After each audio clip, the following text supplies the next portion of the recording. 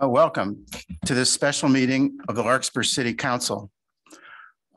We have two business items this evening before our regular meeting. So first, may we have the roll call?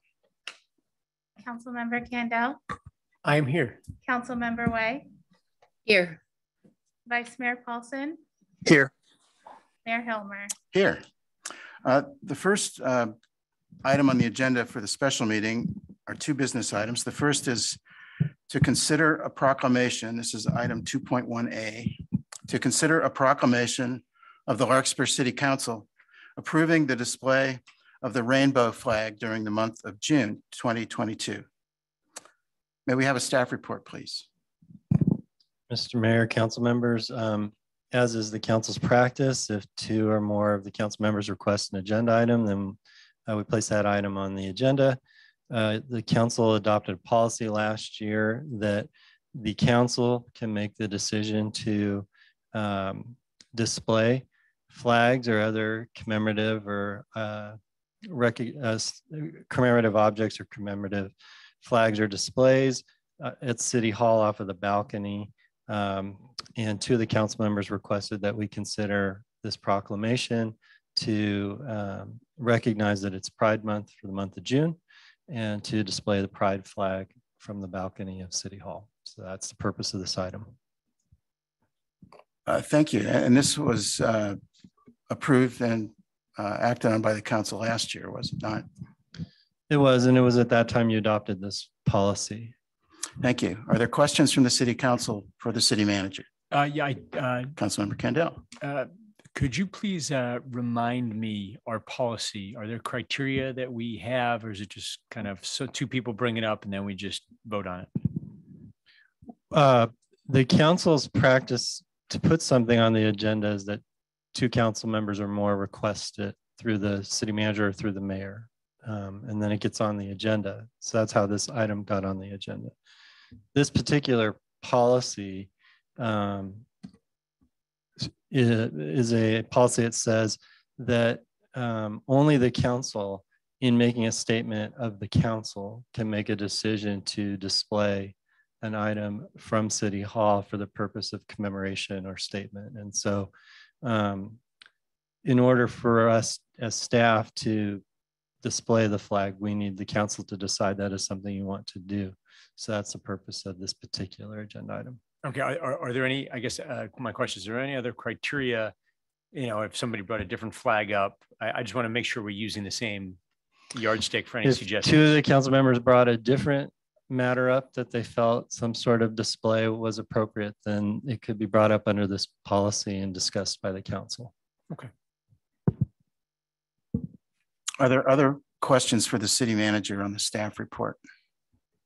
Are there members of the public that would like to ask questions or make comments on this business agenda item? Allison, are there members of the public that would like to speak?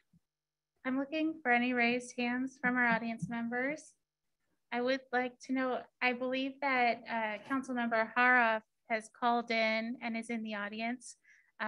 Because he's by phone, I can't move him over to the panelist side of the meeting, but I have unmuted you, Councilmember Hara, if you'd like to make any comments.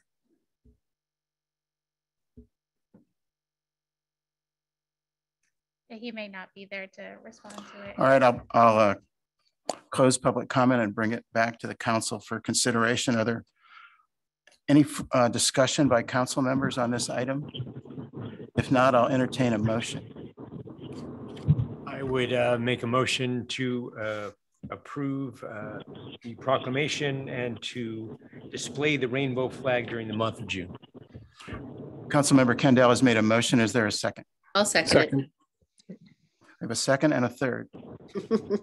May we please have the roll call? Mr. Mayor? Councilmember Hara. Yes, sir. Would you like to make a comment? Took me a little fumbling with my phone. I should be home in a few minutes. But thank you for your consideration and allowing me to participate this way. I wholeheartedly support the motion. I was involved in promoting the issue last year. I think it's a good one and a good policy for us to keep. So I'm ready to go. go ahead with the vote. All right, we have a motion and a second. I'll call the question. May we please have a roll call vote? Councilmember Kendall, Yes.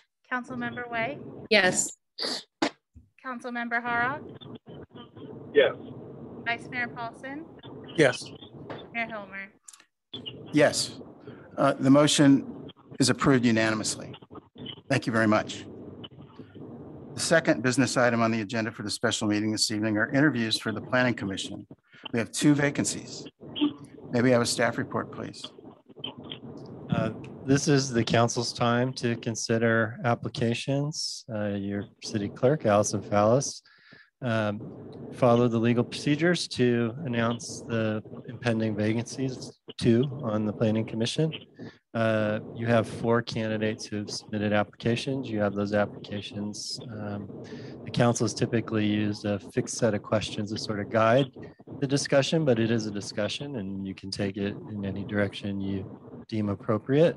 You are not making a decision this evening. Your practice is to bring the decision to the next council meeting. Okay, are there questions for the city manager regarding the staff report on the interview process? Okay. Ms. Shotwell, we would love to speak with you for a few minutes if you're ready. Allison, where's the best place for her to be in our new hybrid environment? Yeah, we'll offer the seat too, if you like. If you want to sit down. Okay. Is the mic on? Now we're going to fuss over everybody tonight. Oh, okay. Is the mic on? Thank you so much for your interest in the Planning Commission vacancy. Everybody's read your application. It's very well thought out. Thank you very much. And the council will ask a round of questions, and we try to keep the questions consistent for each of the applicants. So I'll start with Councilmember Kendall. My question is, why do you want to be on the Planning Commission? I live at the Tamalpais. And one of the main reasons that people come there is because they want to be near their family. And a lot of the people there have family that live in this close community, and they have grandchildren. And they're interested in the community for their children and their grandchildren. And some of them have lived here before, so that's not a problem. But some people come pretty far distances. And the main thing is to be near their kids and family. And some of us feel that we would like to know more about the community. We got stimulated by the library campaign, and we're very active in that up there now. And since that's been going on, there's more and more conversation about, gee, do you want to go shopping? Well, we don't know where the shops are. Well, what's going on that we could just slip down and do whatever activity is going in the community. So we want to know more about it. And we have some very capable people who might be able to pitch in and help with some of the projects of the city. But mostly, we've been given the word that the image is the rich people up on the hill. And nobody really likes that. We want to be part of it. And I'm sorry, when you keep referring to we, who are you talking about? The residents at the Tamalpais. Okay. All right. Thank you. It's less than 300. Okay. But the number one reason that many people, not everybody, but many people come here to be near their family, which is really part of the community. And they go around to the schools or the athletic events for their kids.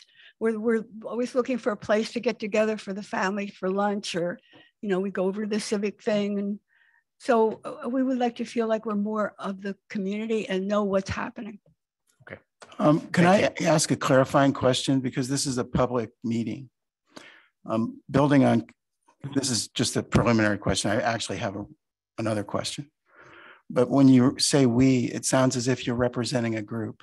Is that true? Well, yes. One of the main things that I expect to be doing is to report to the executive director. So he also becomes knowledgeable about what's in the community that would be useful to the residents who live there, or what they could contribute to.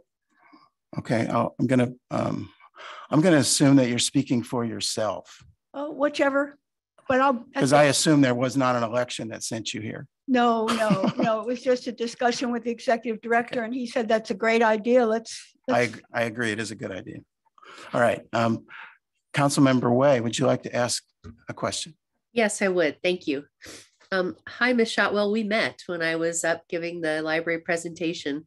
Thank you for your patience. I have a COVID positive issue, so that's why I'm home, keeping everybody safe. So I enjoyed talking to you when I was up at the Tamalpais, and I was actually thrilled to see that someone has applied to planning from your community, because as when we spoke, the discussion was how intricate this community is to Larkspur, but how distant they often feel. So thank you for stepping forward with that. But this is a very specific role, which on Planning Commission is to evaluate the planning development process, including housing, where new housing is going to be built, where new community facilities will be built, Right. their design standards. Could you speak a little to what your thoughts are about that and what might be some of your previous experience in that? There is definitely interest in the development of the community in the way that you're talking about. And actually, one of the persons that could contribute to that is we have a resident who has a PhD in city planning and used to work in Washington, D.C. And then with the activities in the community that some of us participate in, we have, we're interested in the Chamber of Commerce. We want to be part of helping to build up the community in general. So there is a broad look at that, more than just we want the place to be nice for our children and grandchildren. The people there want to feel like they're part of it. And we have people who have plenty to contribute if the opportunity arises.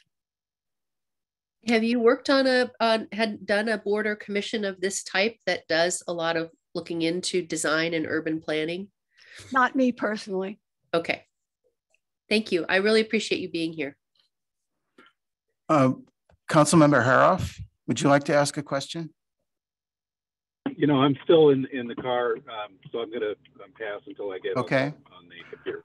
We'll move to Vice Mayor Paulson. Would you like to ask a question, please? Yeah, thank you, Mayor. Yeah, thank you so much for applying. I'm wondering how much time you've had to look at the housing element. You know, that's something that's currently being put in front of the public, and we're really looking for input. And you mentioned the interest in input. Are you, involved in that, or do you have any thoughts about that? Not me personally, but there are people there who own houses here, who lived in those before they moved to Tamalpais and have either sold them or rented them. I mean, I know one man who looks out his window there and watches his grandchildren playing in the yard and things like that. So there is definitely interest. Great, thank you. Hands-on. And the Tamalpais, I personally would like to see what happens in the area that has better parking. The parking is, needs to be considered in these projects. The library is one, of course, and just to utilize our Magnolia Street is difficult for some of our people who would come otherwise if the parking were easier. Larkspur has a general plan that describes the city. It's a book, and it describes the cities in its physical descriptions, as well as the demographics and economic and other data that go into the planning environment for the city. We're being tasked to add a significant amount of affordable housing to our current city mix. What are your personal thoughts on affordable housing and where we might introduce affordable housing? I can't tell you where. I don't think there's any choice everywhere. That's a problem, and it's being worked on. I previously lived in Tiburon, and I remember when that came about, everybody wanted to see people have houses, but nobody wanted to see it in their backyard. So we have to face that. It may not be that I would like to have that so close to me, but this is a time when it really, you have to face it head on. Thank you very much. Are there questions that you would like to ask the City Council regarding the Planning Commission or the assignment of Commissioner? Do you think that because I live at the Tamalpais, I might be over the hill for participating? And would you find it interesting to meet with some of the people in the Tamalpais who have much stronger backgrounds and interests in the community? Are you asking me personally? I'm saying, should I sue answer you to- for the age fir- discrimination or? The first question, I'll just simply say, of course not. Okay. You're clearly somebody who's capable and intelligent and certainly qualified. To the second question, yes, emphatically yes. We would love to talk to the residents of the Tamalpais, get to know them more. We do quite a number of things with the Tamalpais residents already, and it's often good to remind of the things that are going on now and look for other opportunities too.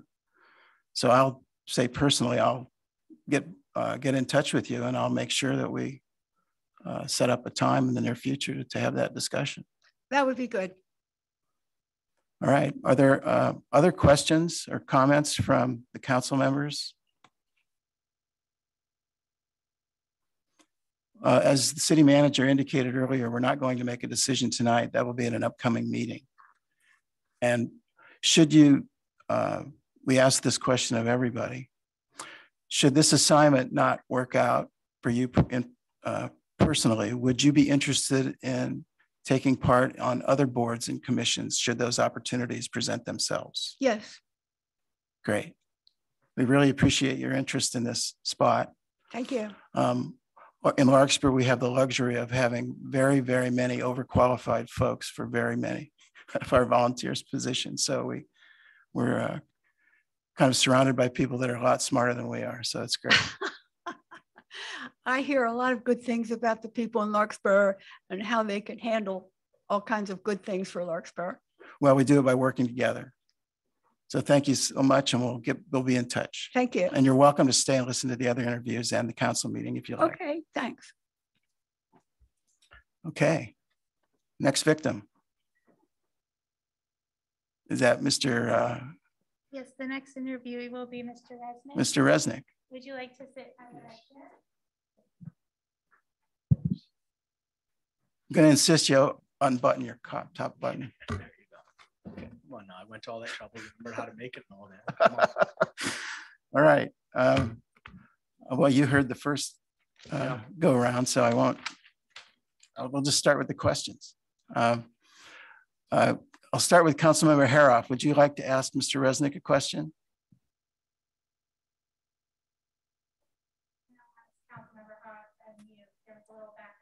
Okay, I'm going to give him a chance. He may still be tied up. I'm unmuted now. Yes, Okay. I would. And thank you for allowing me to participate in this kind of abbreviated way.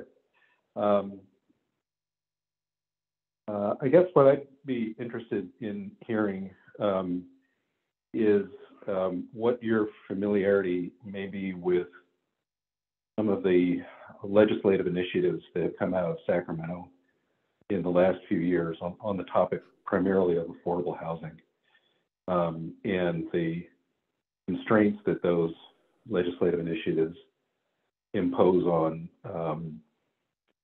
local municipalities in developing their housing plans and in other respects. So if you could maybe tell me the extent to which you're familiar with some of those legislative bills and what you think about them and their impact on our community. Sure. Thank you for the question, sir. So, I have some familiarity, having been here just a couple weeks ago, twice in 2 weeks after never being here in 22 years. So clearly, familiarity with the desire for some ADUs and things of that nature, as well as keeping up with what's happening in the town and identifying potential locations that could be utilized for affordable housing. Obviously, it's a huge challenge. We do have a city and a town that has a lot of privilege, but the state is mandating, and how do we address that is a challenge. It is a potentially burden for the town, but it's something that needs to happen. So I think that there's a lot of diligent folks within certainly the council and other commissions within the town that recognize that and are willing to try and figure out the places that might be best. I think perhaps a silver lining with COVID, which is unfortunate for the folks that it impacted directly, but there are a number of locations and establishments now that due to COVID probably will not come back. So there's different locations throughout the city that perhaps could fill the void, being able to do that. And I think that there's incentives and other opportunities for developers and folks of that nature within the city potentially, or outside the city, but working with the city and the planning commission and the city manager, et cetera, to be able to try to develop and make that happen. Because clearly we got a little behind, as a lot of cities did throughout the state. So now it's a bit of a larger uphill battle to be able to get to where we need to get to as mandated. But obviously the mandate was required because it got to a point where folks were falling behind, and it's become a necessity. Thank you. Councilmember Way. Hi, Mr. Resnick. Nice to see you again from different circumstances. I'm on COVID protocol, so I have to be in my house, but I'll hope to see you one of these days again. So I know we've recently met at City Council meeting due to an appeal from the Planning Commission. So you've had a lot of firsthand knowledge about how this commission works as an experience from a homeowner. And I think that puts you in a unique position as somebody who's actually gone through a process that's been a little convoluted from your description.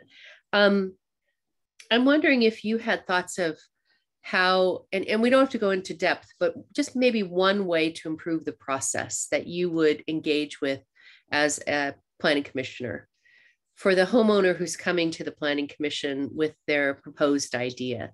Just one, not a whole lot, because it's a big question. Sure, it's nice to see you again, even though it's over Zoom, and I'm sorry that you have to deal with the COVID situation. The old COVID keeps coming back. But it is definitely coming back, unfortunately. I would agree. And so, yes, actually, the reason for being here and applying was some inspiration from you based on some comments that you made the last time I was here a couple of weeks ago in regards to the need not to have, direct architectural construction, real estate experience, although I do have some of that, but not in a professional manner. And then having gone through the process, which was a little challenging for sure for a variety of reasons. I think the one thing to your question that potentially I could bring would be that somewhat outside perspective of having just gone through it over a lengthy period of time and be able to try to convey to some of the other commissioners the need and the logic perhaps in looking bigger picture and more outside, and how important the codes are and the rules are. And the changing of the community. Clearly, real estate is getting somewhat out of whack, and it's hard for folks in our town to just pick up and move necessarily and go somewhere else. But there are people that are trying, and there's a lot of thoughtfulness that occurs. And really, for me, it would be to try to convey to my fellow commissioners the need to speak in layman's terms and really try to help folks be able to understand, as opposed to just kind of dot the I's and cross the T's. It's more about if you don't agree with something, then why don't you agree with it? And can you provide some constructive feedback that would help the applicant then come back and be able to perhaps make those adjustments? So a lot of that, I think, would be from learnings in the process that I had, but also just from a standpoint of, I think, given the way the Planning Commission is structured as a volunteer position, as fellow citizens, that in the end, everyone wants to do right by their fellow citizens and in the town and help other people. And it is a bit of a complicated process for a variety of reasons. And I don't think necessarily it has to be that complicated. or things need to be added to make it more complicated, and there's ways to scale it back. In those discussions and speaking in more layman's terms versus we don't all have, the benefit of an architectural background or a construction background, but we all have ideas and we all have desires and we all kind of look around and see what's happening. And I think, fair and equitable treatment is what folks are looking for. Thank you for that. Vice Mayor Paulson. Yeah, thank you, Mayor. Yeah, good to see you, Mark. I guess, you were appealing, one of the commission's decisions when we met you, the first time I met you. And so I can see the value of you coming as an advocate for people trying to get designs through. Can you express a little bit your other side? Like, under what conditions would you say I would turn down an application, or, what are some of the constraints you think that the commission should have or that you'd like to reinforce? Sure. Like I said earlier, I do listen to all the city council hearings. I do the same with the planning commission because it's something in the background. And so I think there are a lot of things, given the nature of our community, the age of our community. Certainly we have heritage trees, we have historic properties. We have a variety of different realistic constraints that need to be considered. And folks are, I think, trying to do some wonderful things in restoring some of the historic properties. And there's a variety of things that make that more challenging. And clearly there's a give and a take between what the codes are, what historically has been done, and then what kind of needs to be done in the year 2022. So I think it's a lot of common sense, to be honest, in being able to see that if someone proposes X, but Y is a reasonable mitigating way to get folks to agree on both sides and be able to stay within the charter and the code, and whether it be historic or heritage or what have you, those types of things can happen. So clearly, there's things that I would say, our folks are getting much better not bringing in things in that are completely out of bounds, because they know that it's going to take some time and there's some give and take, and folks are willing to work with the commission. And as I said earlier, at Councilmember Way, I think if the commission provides that direct and constructive feedback and reasons why, then you're able to have a meaningful discussion and conversation as to why for or why against. Great, thank you. Scott. Thanks. You may have already answered this, and it may be a softball for you, but why do you want to do this? So I mentioned a little bit earlier, I was inspired by Councilmember Way's comments about, the need to not have that background. Clearly, having gone through recently and over a relatively long period of time, the process, and seeing ways that perhaps it could be improved, and having somewhat of an interest in it.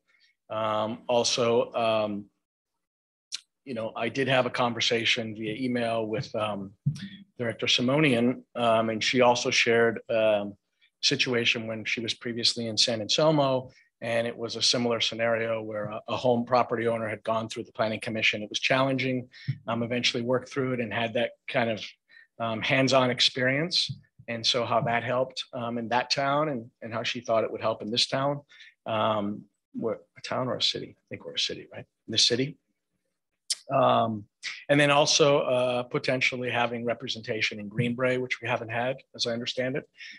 She felt would be a benefit as well. And then also just having seen what Director Simonian has done in a very short amount of time, in communicating with her, not only on my own project, but seeing what she's doing for the town and where she wants to go, and her approach and refreshing way about what she's trying to do. I think it would be appropriate, supportive, and beneficial to try to work with her and help bring kind of the planning department back to, I think, where it was a while ago, versus some challenges that we've had recently with, retirement, staff shortages, COVID, et cetera. So I think it's a chance to work together and potentially help, improve that entire process for the city. I'm just going to start by saying I'm really not interested in going back to where we were a while ago. I'm going to look forward.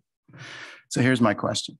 Well, my comment wasn't that I've heard in the past Larkspur within planning and making changes was perceived that, you know, smoother and a higher level, and folks enjoyed working with the town versus kind of as. Thank you so much. We all want to look forward. Agreed.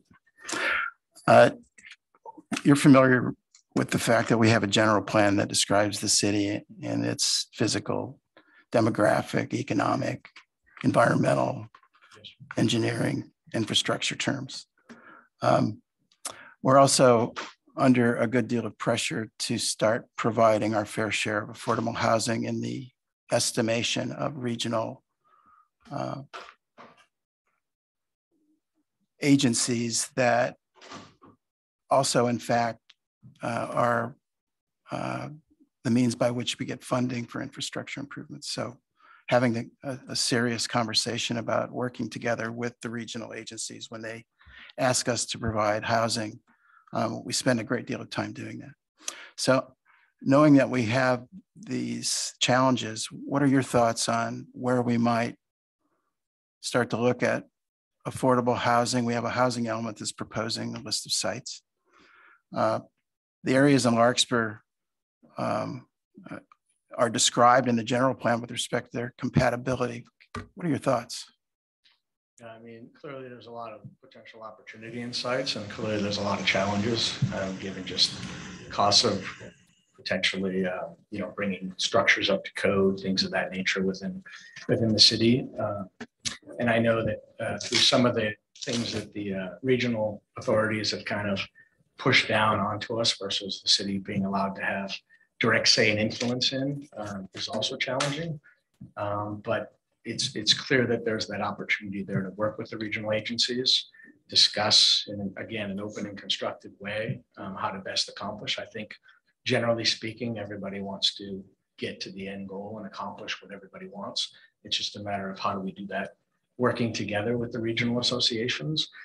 There do appear to be a fair number of sites within Larkspur that are potential. They all have obviously their own little nuances and you know, good and bad, et cetera. You know, the city owns some properties. Other folks, like I said earlier, have unfortunately gone out of business. So there are locations. It's just a matter of trying to, you know, frame that up and put it in a way to figure out and prioritize what the best, most realistic, most affordable opportunities are. But I think the overarching piece that will drive this is that we really don't have a choice. So we're behind in affordable housing. It's a big number that we have to meet. So everyone needs to work together and figure out how to do that. As was said earlier, there are a lot of, you know, very well-educated, perhaps overqualified folks probably in this area for whatever reason aren't involved directly, but a lot of resources I would think that could be tapped into now. Thank you very much. Are there questions that you would like to ask the City Council regarding the Planning Commission or the role of Commissioner? No, I think I've, you know, read through the plan and read through kind of what we're looking for. And like I said, listened to a number of the hearings and seen what kind of goes on. So I think, you know, we're losing some great experience on the commission. Fortunately, there was a rollover of several folks that have been there, which will help the new commissioners, but, you know, new blood and new ideas and energy is always good. So. Thank you. And do council members have any other questions for Mr. Resnick? All right. Should this process, we're going to decide this at a later meeting. And there are 4 applicants for 2 vacancies. So should you not be selected, would you be interested in serving on another board and commission should the opportunity arise? Sure, potentially. All right, great. Thank you very much. We really appreciate your interest in this. It's always great to see you. And you're welcome to stick around and listen to the other interviews and the meeting.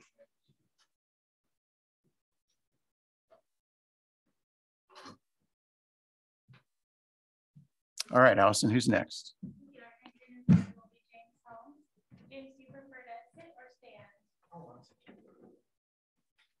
Hi, James. Hi, Councilmember Tamdale. I don't think we've met before. How do you do? I've heard your voice many times. We have not met in person. It's a pleasure to meet you. Well, I hope it's not I hope it's not quite like the Wizard of Oz. Behind the curtain. I have to ask, is this Allison Poulos? So nice to meet you. What a wonderful job she does. She does. You know, not only does she answer her phone every time, but I mean, she called me after hours. I think it was last Friday about 5:30 or 6 o'clock. Just what a wonderful job she does, and what a wonderful job she does emceeing the meetings. And so you have a real gem here. I think most of your clerks have been real gems, but Ms. Foulis takes the cake. In a good way. Wow. I'm gonna stop and reflect on that for a moment. Allison, good job. And we agree with you, James, wholeheartedly. All right. You're familiar with the process, I think. We try to ask the same questions to the applicants, or in the spirit of the same questions. So I'll start with Vice Mayor Paulson. Thanks. Hey, James. Great to see you. And I first want to say, if I don't see your call on a meeting, I think I'm at the wrong city. So I know you're a regular. And I've always benefited from your insights and your questions. So thank you for all your participation. The question I asked originally was about the housing element. So Councilmember Harif and I are working to produce a new housing element by the end of the year. And we have the Living in Larkspur website, and there's a lot of information. I'm just curious, how you view this process and your participation in it, and what thoughts it might reflect on being a commissioner. That's one of my particular interests. It's twofold. Number one, of course, you're working on the general plan update, and that's something that I originally worked on over 10 years ago. And my old colleague, Mr. Kunstler, is now stepping down, so I'd be delighted to follow in his footsteps. And of course, now we're focused on the housing element. And one thing that was, of course, it's very, very challenging. One thing in particular, though, when I listened to the meeting of the housing study group last week, that was of particular interest. It was noted that one of the key issues that we want to do is to preserve the maximum extent of the discretion that we have. And I think that's something that I could do very, very well as a former attorney. That was one of my jobs, actually, was to review legislation and to make sure that the Department of Insurance's discretion was maintained, authority was maintained, and that there was consistency between the particular bill and the other laws. So it's a very, very challenging process. I'm also aware that lawyerly and detailed views can be a particular benefit at this time. You may not, you probably saw this in the Chronicle, maybe you didn't, but just as an idea of how much pressure we're under here, I'm just reading this from the Chronicle a couple of days ago. It says Newsom, said that his new housing accountability unit within the Housing and Community Development Department is poring over the minutes of local planning committees to determine whether local governments are complying with state housing laws that require them to plan for affordable housing. So we have to be this is rather extraordinary, and we have to be very, very careful and very, very comprehensive. And I think I can do that. The other thing we have to do, though, is to make sure that we appeal, of course, our housing allocation, and rightfully so. And I think we have to make sure we don't make ourselves out to be liars by coming in and saying, "Oh, now we can find everything, and what we said before really doesn't apply." The fact of the matter is, we're not going to find anything. Well, we're not going to find everything that works very well, and we're going to have to go back and review what we come up with, and we are going to have to come up with something. But we're going to have to look at it in light of the concerns we expressed, in order that we are candidly saying, both to the state and the community, that we are in the end trying to put a square peg in a round hole. Great, thank you, sir. Councilmember Harif. Yes, thank you, Mr. Mayor. I think Mr. Holmes just answered by and large the question that I'd asked the previous applicant. So I don't want to belabor that. But in light of the comments that you just made, I'm sure you're aware that the city did appeal its RETA application. And like all appellants, I think across the state, without exception, had our appeal denied. So as a former attorney and a person who still thinks like an attorney, I guess my question for you is, do you think there's any further recourse that municipalities might have with respect to RETA allocations or other state mandates that we're trying to deal with in the context of developing our housing element? Well, it comes down to a certain extent, it comes down to loophole reading. And I haven't read it as closely as I would on the commission to come up with, quote, loopholes, good faith loopholes. I think that some of our response is going to have to be to the legislature. Mr. McGuire has said that he thinks the allocations are too high. I would like to see that followed through.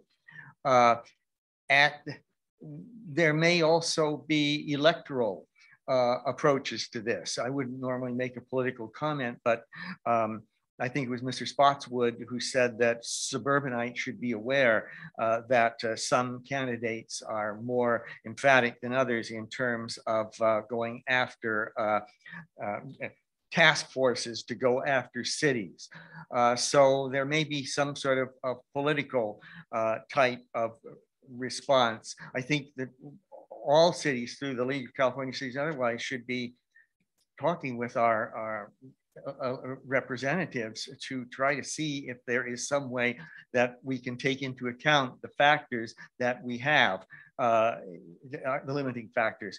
But I have to be honest with you, right now, I don't see a clear response to it outside of the political response, but I think there is what I would call a bully pulpit response, and I have bullying in terms of harassing, but Larkspur's story has to be told to every agency that we encounter. And Larkspur's story is that we were doing density long before it became fashionable, starting with Schultz and then going on to the station area and elsewhere around here, infill. We have to make, I mean, the tremendous irony is that if we hadn't done what we had done out in Larkspur Landing, the state would now be pressuring us to do what was done, what we eventually did. But now, because we already did that, they're pressuring us to jump higher. So we certainly have to tell Larkspur's story. We also have, I think, the largest percentage of housing that is multifamily in the community. So we have to tell Larkspur's story. We have to deal with it from a political standpoint, and we have to look very, very carefully at the laws to see what kinds of, I won't say loopholes are available, but what kinds of options are available. Certainly one option, I mean, I wouldn't recommend that we declare ourselves a mountain lion habitat, but certainly one is to hold tightly to our historic designations.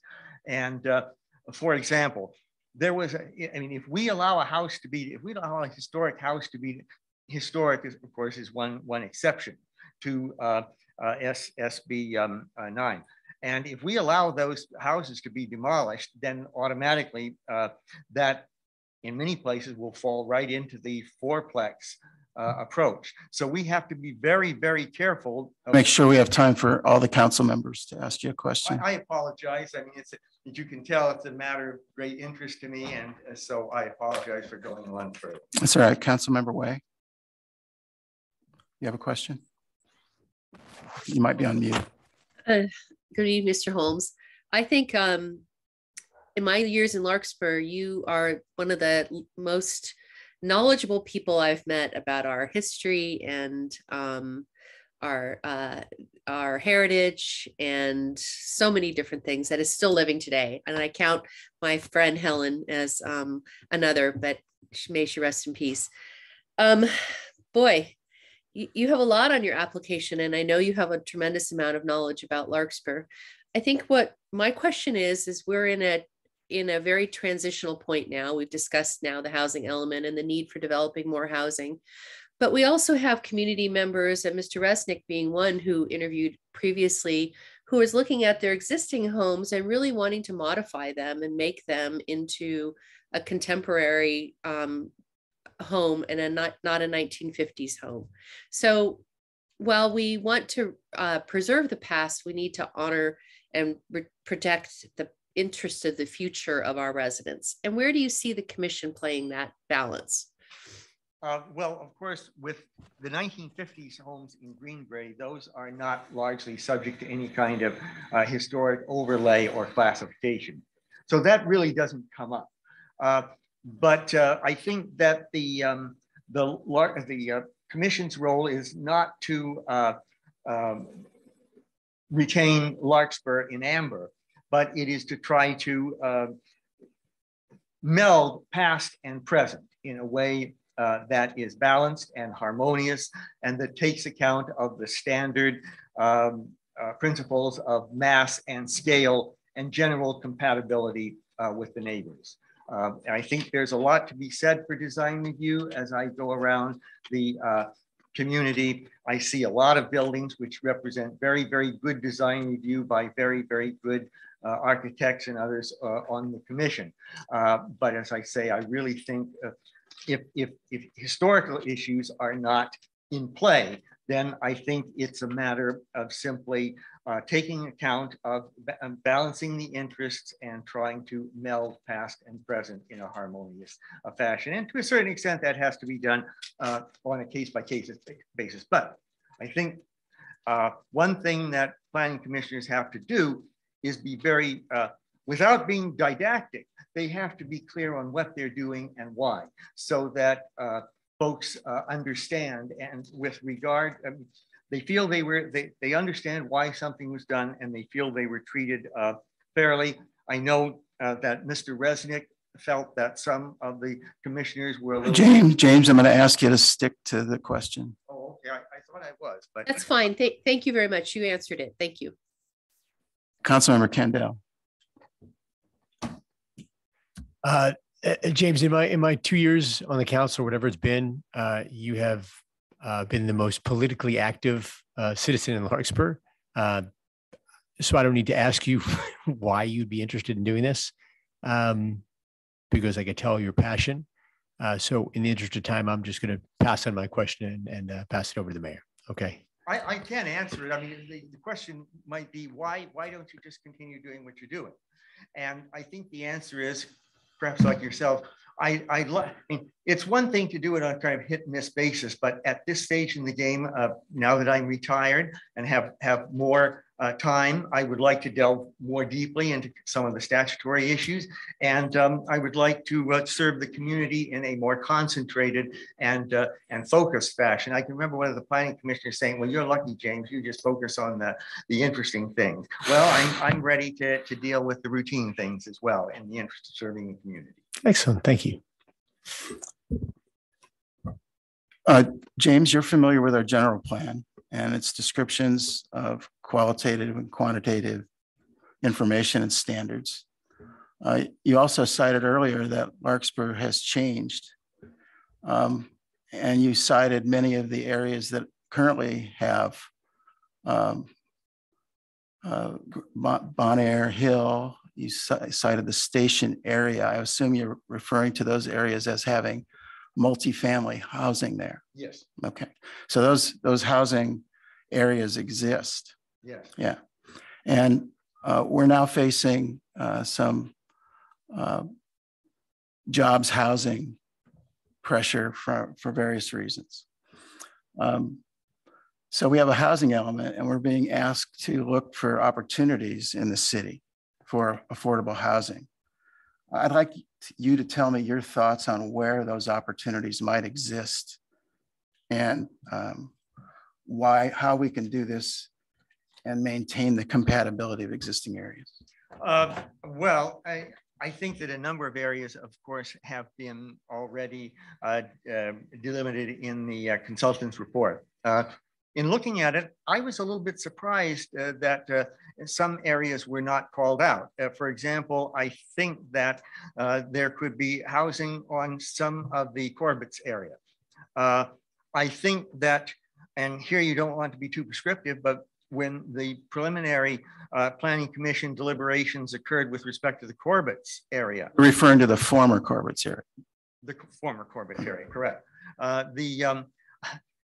I felt, as did a couple of other people, that there could have been more focus on affordability rather than large areas, rather than large units. I think that Lord help us, and I say Lord help us because I was involved in the station area plan, there may be some opportunity for additional density in the Larkspur landing area, although I approach it with great discretion because of course I saw what happened the last time we tried. But I do want to point, on the other hand, I'm not sure that there's much opportunity for new housing in the historic downtown, although I think it's time to think about not allowing more offices in the second story. I think it's time to preserve those as units. I don't think the Costello Mansion is a good place for affordable housing.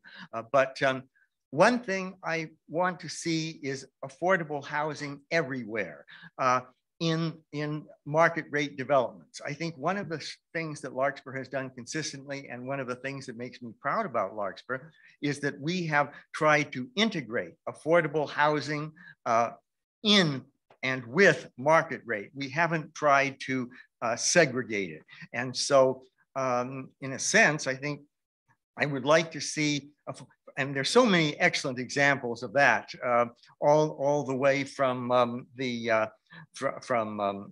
old nursery area, the Rose Garden, to over behind Petrini. I still think it was Petrini, it's around my age, but anyway, I do want to see it continually integrated whenever we have a market rate. And I realize that opens the door to some rather close dialogue with developers because then they're likely to claim that it won't make it feasible. But I certainly want to continue Larkspur's tradition of having things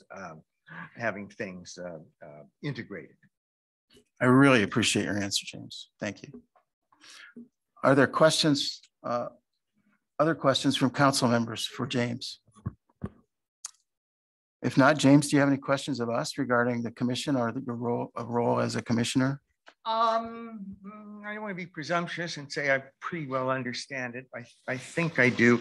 I do think I can bring, as Councilmember Way mentioned, heritage. Right now, we don't have any real heritage input into the commission itself. I mean, we have our excellent staff member, Ms. Tyke, who unfortunately is going to be leaving us, but I think I can bring something to bear there. I think I can bring a good, detailed, legalistic mind to the commission, and I think I can bring a good way of articulating not only the basis for the decisions we make, but in talking with the community, we can get some, we may get some real pushback in terms of what we are doing by way of housing and what we will have to do. You may have read what happened in Alameda.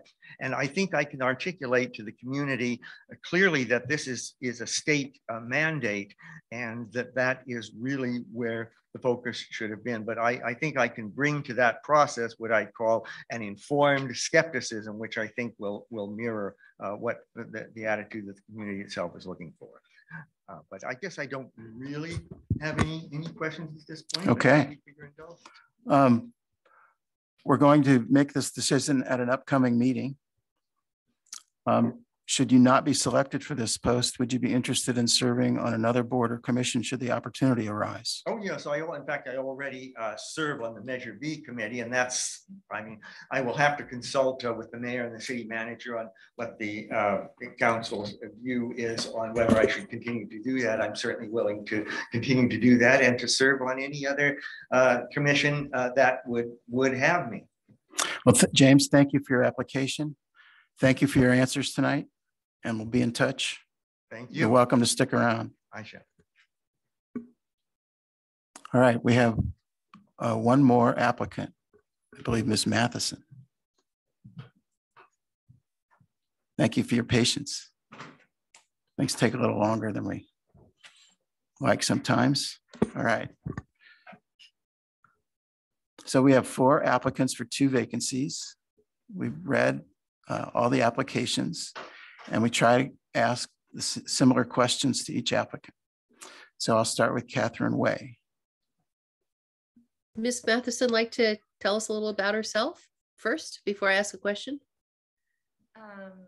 I have a background in engineering and in computer science and in art. I have a major in all 3. I worked in special effects for 10 years.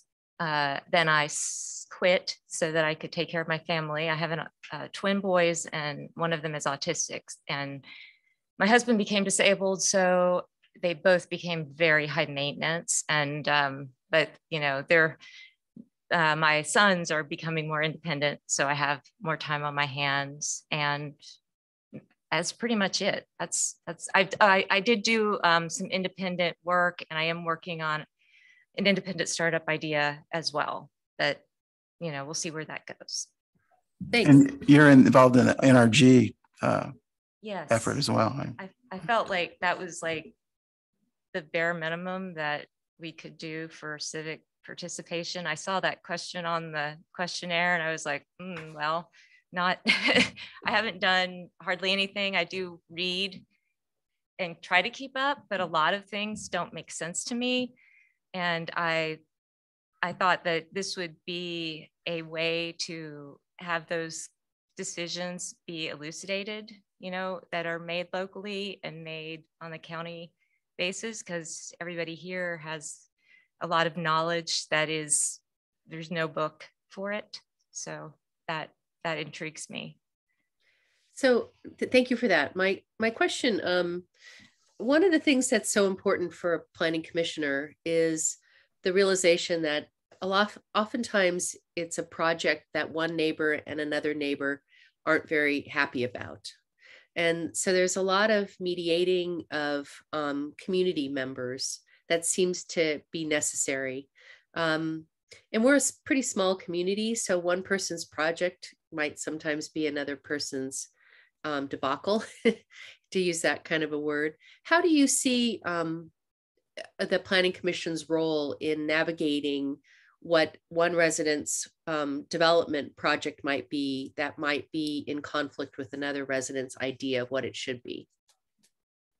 I'm afraid that this is going to be a very apolitic answer from what I heard in the previous people's, what they said, because as an engineer, I really like having very set rules. And one thing I really liked about Larkspur when we first moved here is that if you followed the rules exactly and didn't ask for any exceptions or any, you know, anything that wasn't, you weren't asking for anything to build, you know, an FAR or anything, then you could get a pull permit, and it was that simple. You didn't have to rely on somebody's opinion. And I really like that about Larkspur. And I was really sorry to see that go and be the rest of Marin, because I feel like it's well, I mean, if you talk to the 20-year-olds, the 21-year-olds, they kind of feel the same way. They're like, you know, why is there a law if you're not going to enforce it? There shouldn't be a law. Like my son was going, there shouldn't be a law that you can't park there for 2 days if you're not going to enforce the law that you can't park there for 2 days. You know, the law should be more specific. It shouldn't just be if you've got like a cranky neighbor and so, you know, you get dinged.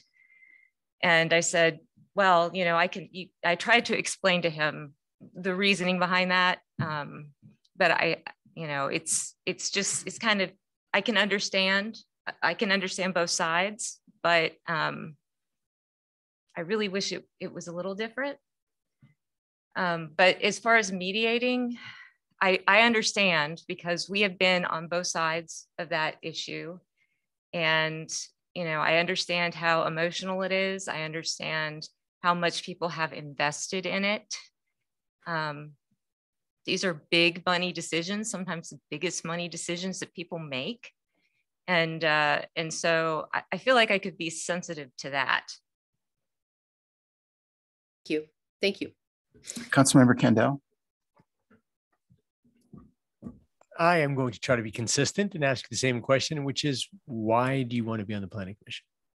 Like I said, I would like to learn more and about how our government works. And that's really the main I mean, I feel like I kind of owe Larkspur. I've lived here for a really long time.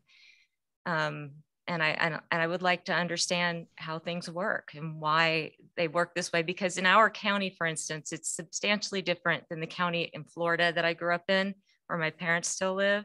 It's substantially better, but it's substantially different. And some things are not better, you know? And so I would just like to understand it better. Thank you. Vice Mayor Paulson. Thanks. So I've been asking the same question about the housing element update that's ongoing in that conversation. And I'm curious, you know, what your thoughts are. And maybe more specifically, I think you wrote in your application that, you know, I now support more housing strongly. I'd like to see Larkspur come up with the most clever ways to do that, the least amount of friction. So maybe in light of the fact that we have 979 units to build, and, you know, there's a lot, you know, how much have you gotten involved in that, and how does that relate to your comment? If it were my job, if I were given this, I would definitely study different solutions that other communities have used and try to find the most, you know, what other people have used that have worked and what other people have used that didn't work. Because I feel like I have done a complete 180, like I wrote. I think I wish that, you know, that I had seen the canary in the coal mine and really internalize that, because I think that we have to change. We have to grow. We can't stay the same, because that's not how life works. And so, you know, for instance, the things I see that are the biggest areas of friction, as far as my experience goes, is things like parking. You know, how do we allot those housing units and make sure that there is adequate parking when it's done? You know, to me, that's a big deal, because that inconveniences somebody on a daily level. So are you in an area that has adequate parking? That helps a lot in where I'm going to decide whether, you know, it's factors like that, like the livability, just really the engineering trade-offs of putting something different places, like putting it near public transportation. Well, that public transportation isn't running anymore because of COVID cuts. But you know, things like that I'd really like to understand it better, but I've had no reason to investigate it or spend time on it. I've had a lot of time to spend on understanding how blockchain is programmed, and on art, you know, how art is marketed. Spent a lot of time on investigating that, so I could tell you about that. But if this were, you know, I've agreed to take this on, then I'll spend time figuring out this new problem that Larkspur is facing. But I do really feel strongly that we do need more housing. I'm really on board with it. I don't want to fight it, but I do want to find a way to do it so it's the easiest for everyone. Great, thank you for your answer. Councilmember Haroff, would you like to ask a question? Yes, Mr. Mayor, thank you. And I just want to say to Ms. Matheson, thank you very much for submitting your application. I was impressed with your academic and work background, and I think that both of those things give you something to offer in this context. I don't want to be too repetitive because I think some of the questions that I standardly ask have been one way or another already asked, and they have to do with the housing element and the challenges that we face coming up here in the current year in updating that housing element. But I'll take advantage of of your comment about parking. One of the challenges that we have dealing with new state legislation is there are a lot of mandates for developing housing, and many of those mandates are directly imposed upon the city as opposed to property owners or developers. And not in all cases, it's unclear whether parking has been taken into account in the way that we might ordinarily take it into account if we had sole discretion over the approval of those projects. And in fact, there'll be under parking as a result of our need to implement these requirements. So given that, what solutions do you think we should have in mind in terms of making sure that as we develop additional housing within the community, that we recognize the fact that this is a suburban community. Lots of people have cars, lots of people drive their cars. They may not have parking spaces in the places where they will be living. How would we deal? How do you think we should deal with that? I was just thinking in my head, like, I didn't understand why Lucas never put a parking lot at the end of Smith Ranch Road and then just had a bus that just went back and forth like they do in Berkeley that goes around the campus all day. But I guess it's not a very feasible solution for here because everybody's so spread out. And like you said, it's suburban. So in that case, I think the only times that it looked to me like the way the law was written that we don't have much of a choice as a city, whether there's parking or not, it has to be allowed in some cases, the ADUs, right? But in cases where you do have that discretion, like if you have a developer coming in, for instance, this one that was built, this condo that was built on Magnolia, a few years ago, I really thought, and I wrote into the city at the time, I really thought that they hadn't put enough parking in that. I knew that was going to be a problem. And I also thought that to me, what's really important is that we maintain our businesses and our stores, especially on Main Street, our commercial properties. And I had been privy to a conversation about, for instance, running a small restaurant like that one that's the half day or the morning cafe. And a lot of people passed on that because they said that you had to have a minimum amount of square footage in order to make something actually make money. And so I thought that wasn't large enough for my taste, but I knew that the parking was going to be an issue. And it was because I'm very good friends with the people that have the business next door. And they have had constant problems with people from that condo area parking in their parking lot, which is really limited. And they've been very rude about it. So, I think that when you can make a difference, that you should, that should be something that's really taken into account. Okay, thank you very much. Thanks. Given your long experience living in Larkspur, you're familiar with the city and the various neighborhoods and commercial areas. And we're being challenged to add a significant amount of additional housing to our small city. And as you heard earlier maybe you heard from the previous interviewee describing some of the areas that have changed since the 50s, adding multifamily housing in Bon Air Hill and Larkspur Landing area. So give me your thoughts on affordable housing and where the city might look to add more ways to add more units, either in areas or just conceptually. Well, I think my neighborhood has room. I mean, they have giant houses in my neighborhood, relatively speaking. Where is your neighborhood? I'm on Meadowood. And, but that would have to be whether the people, we've actually thought about it. The problem that, we've run into, and we've actually kind of struggled with is the rental laws. And if you need to use it for a family member, how hard it is to, displace a tenant, things like that. Those are all problems that have to be thought through, for the long term. But you were asking me where I would put it, We're being asked to consider hundreds of units. What are you, just off the top of your head, your thoughts about where we might look to integrate them in a compatible way? Well, have you thought about putting units above like the shopping centers? Like they originally wanted to do down in Larkspur Landing? Good idea.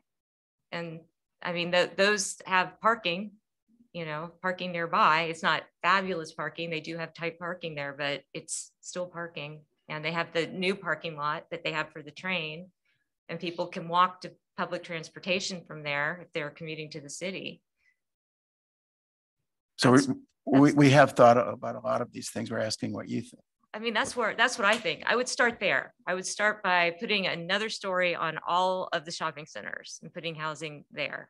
That to me is like, that's like the low hanging fruit, because it's got ample parking. It's got the least amount of friction. It's already a commercial area. It's got, access. If you had enough units, you could have a shuttle running, like I mentioned, if you could put enough units into a small enough area so that they could go to the bus stop and they could go to another parking lot. Like when I was in college, our parking lots weren't anywhere near our dorms, but you could take a bus to your car. And if you're commuting, like you never use your car, like my husband did when we first moved here, you just use your car for errands, then you could put your car into a remote parking lot. So that's where I would start. And I bet you could put a lot of units on top of the malls. Thank you. Great answer. Are there other questions that the council members would like to ask Ms. Matheson? All right. Thank you so much for your interest in this spot. I'm really glad to know you as a neighbor, and I'm really grateful that you've stepped up to offer your service to the community. Now, should you not be selected for this particular spot, would you be interested in serving on another board or commission? We asked this question of all the applicants. Sure. I only know about this spot because it was on next door, was announced. So yeah, again, it's kind of hard to suss those things out on the Larkspur website. Sure. It's a little easier on the Corte Madera because they send out a newsletter every week that you can subscribe to. And it enumerates that kind of stuff, which would be nice because it's in a digest area. I think it's a helpful comment. Well, we really appreciate seeing you tonight, and we'll going to make this decision at an upcoming meeting, and we'll be in touch. And thank you. Thanks again. That's great. Hope to see you soon. All right, that concludes our interviews this evening. So I believe that concludes our special meeting. Is that right, Mr. City Manager?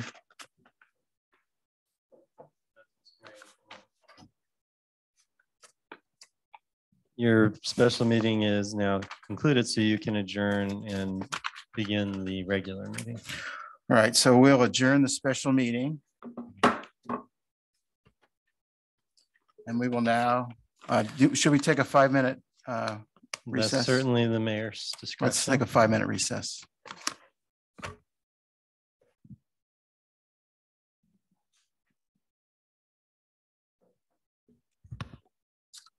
We're now going to reconvene as the Larkspur City Council for our regular meeting of June the 1st, 2022.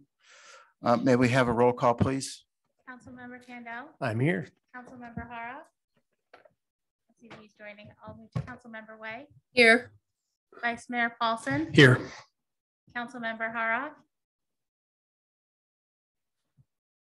You're on mute. Sorry, I'm off. I am here though. Thank you, Mayor Hilmer. Here. Would you please rise and join us in our Pledge of Allegiance? And we'll start with a moment of silence in recognition of yet another mass shooting in our country.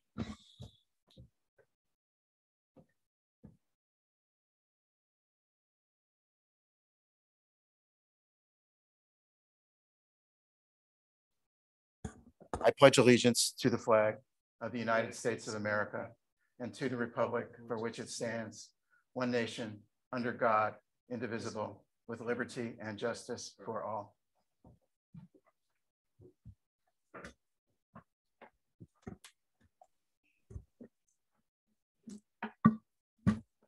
The next item on this evening's agenda is public comment. Are there members of the public that would like to ask questions or make comments on items that are not on the agenda this evening? Allison, do you see anybody in the queue? I'm looking for any raised hands from our audience. And our first comment will come from Frank. Hi, could you tell us your name and where you live? My name is Frank Caiazzo. I represent the Left Bank in Larkspur. I live in Fairfax. I just wanted to make a public comment after last week's special parklet meeting. Some things I went away with unsure of.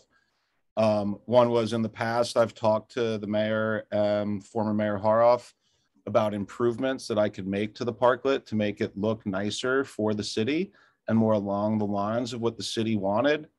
Mayor Hilmer told me that it had nothing to do with how the city looked and that it was a free real estate deal. So at last week's city meeting, it seemed really a lot like Mayor Hilmer and Councilmember Haroff were talking to Scott Candell about destroying the downtown and making the downtown look really awful with the parklets.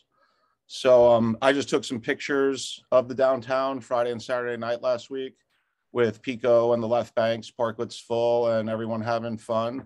And I took some pictures of the retail stores that were closed at these times. And I have the hours in which the retail stores are open, which never really affect that our busiest times, and there is parking in the town. So I'm just hoping and wondering when the next meeting on the parklets is and how I could present any of these pictures and more of my case for the downtown at the next parklet meeting. And that is all I have for this evening. Thank you for your comments. Are there other members of the public that would like to ask questions or make comments that are not on the agenda this evening? I'm looking for any additional raised hands from our audience members. And there's no further public comment. All right, we'll close public comment period. We have no presentations or proclamations this evening. Excuse me, Mr. Mayor, can I just take a second? Councilmember Candell. Thank you. I know we're not supposed to respond to public comment. I just want to remind the public that when there is I don't believe the meeting date has been set yet for the next parklet meeting, but it will be posted so that people have notice of it and be able to attend and make comments. Thank you very much. The next item on this evening's agenda is consideration of approval of the consent calendar. Are there council members that would like to ask questions regarding or pull items for further discussion from the consent calendar? Mr. Mayor, this is Kevin Haroff. Sir. I just have to note item 4.9, which is adopt a resolution authorizing the city manager to execute a new agreement with the Larkspur Chamber of Commerce. I will have to refrain from action on that and recuse myself. And if the matter is taken off calendar by another council member, I will have to leave the meeting because of my role on the board of the Chamber of Commerce. So I just wanted to state that for the record at the outset. Thank you for that clarification. Are there other council members that would like to ask questions or pull items from the consent calendar for further discussion? If not, I'll entertain a motion. I did want to pull 4.9 from the consent calendar and discuss it a little bit. Okay, we'll pull that aside and discuss it after we consider the balance of the consent calendar. Are there members of the public that would like to ask questions or pull items from the consent calendar for further discussion other than 4.9? I'm looking for any raised hands from our audience members. And there's no public comment. All right. May I please get a motion for the balance of the consent calendar, and then we'll move to 4.9. Mr. Mayor, I'd be happy to make that motion. That's Kevin. Second. We have a motion and a second. May we please have a roll call vote on the balance of the consent calendar, except item 4.9. Councilmember Candell? Yes. Councilmember Way? Yes. Councilmember Hara, Yes. Vice Mayor Paulson, Yes. Mayor Homer. Yes. And now we'll move to item 4.9. May we have a brief staff? Before we do that, I think the city clerk needs to take me off the call and then put me back on when you're finished with consideration of this matter. Thank you. I'm going to stop Councilmember Haraf's video and audio feed during his recusal portion here. Thank you. Okay. Mr. Mayor, council members, the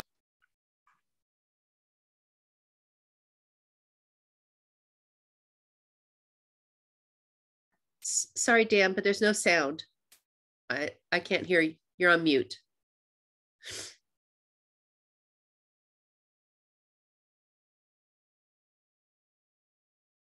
It might have been when she took Kevin off that canceled the mute. There you go. all right. Am I good now? Yes, I can hear you. Okay.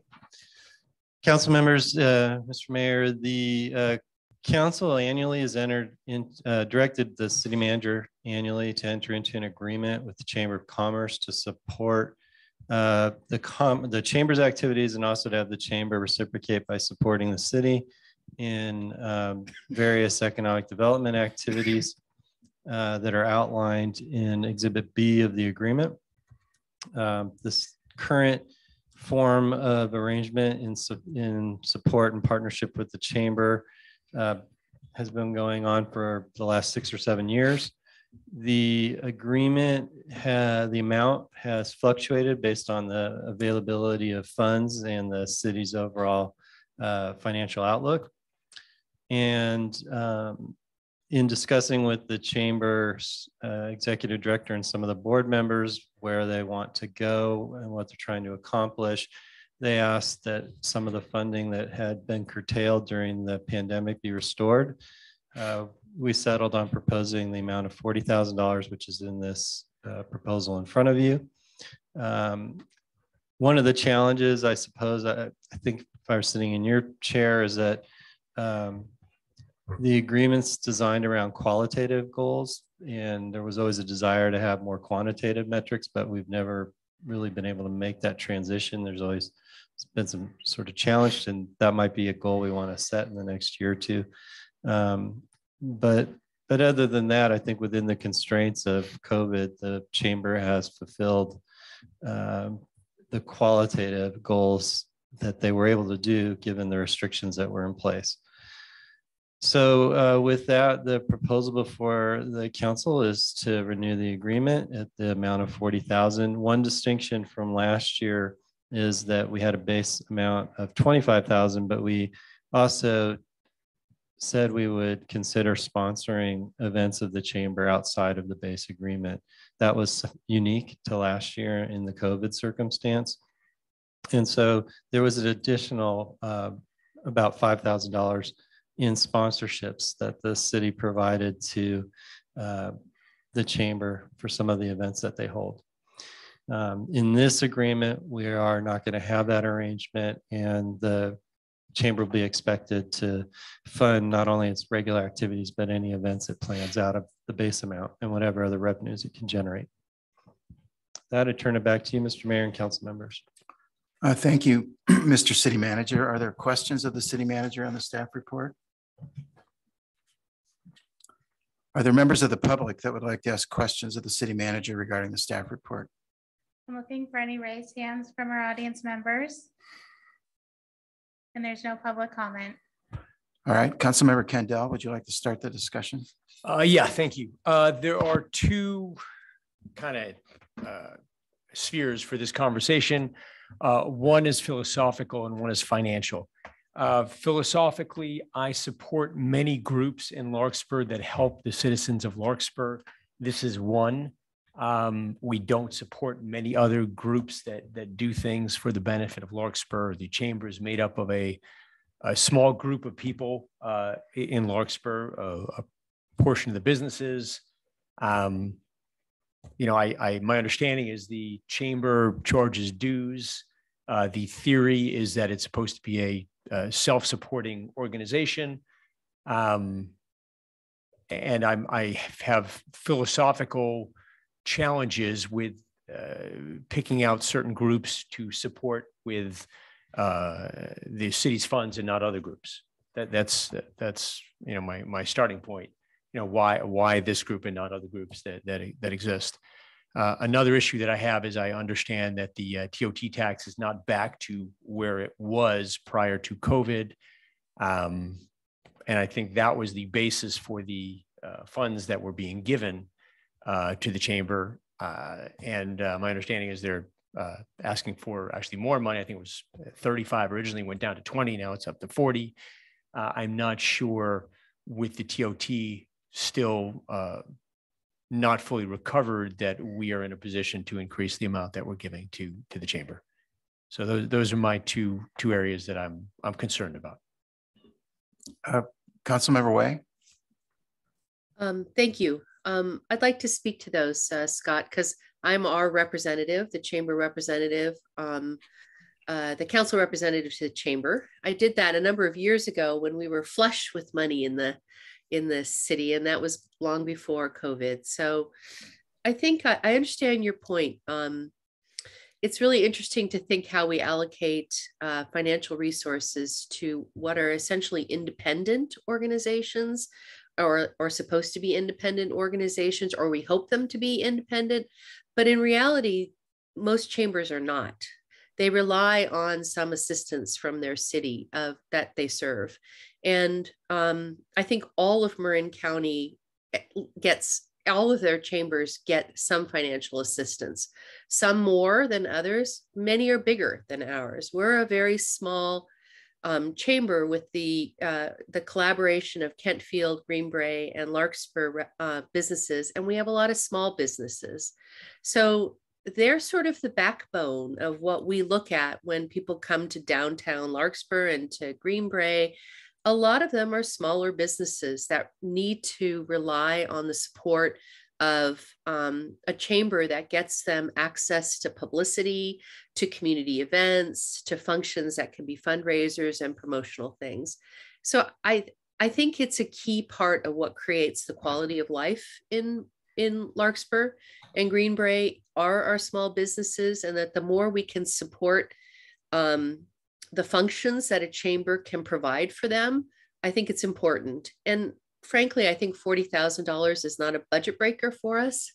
I think it's an important demonstration to our business community that we are acknowledging that they are a part of what makes Larkspur an essential place for people to come to, and to feel confident that they have the city council's interest. The city council has their interest in mind if they want to start a new and adventurous business. I've gone into 3 or 4 businesses in the last month that are new, that have just started here. Some are in the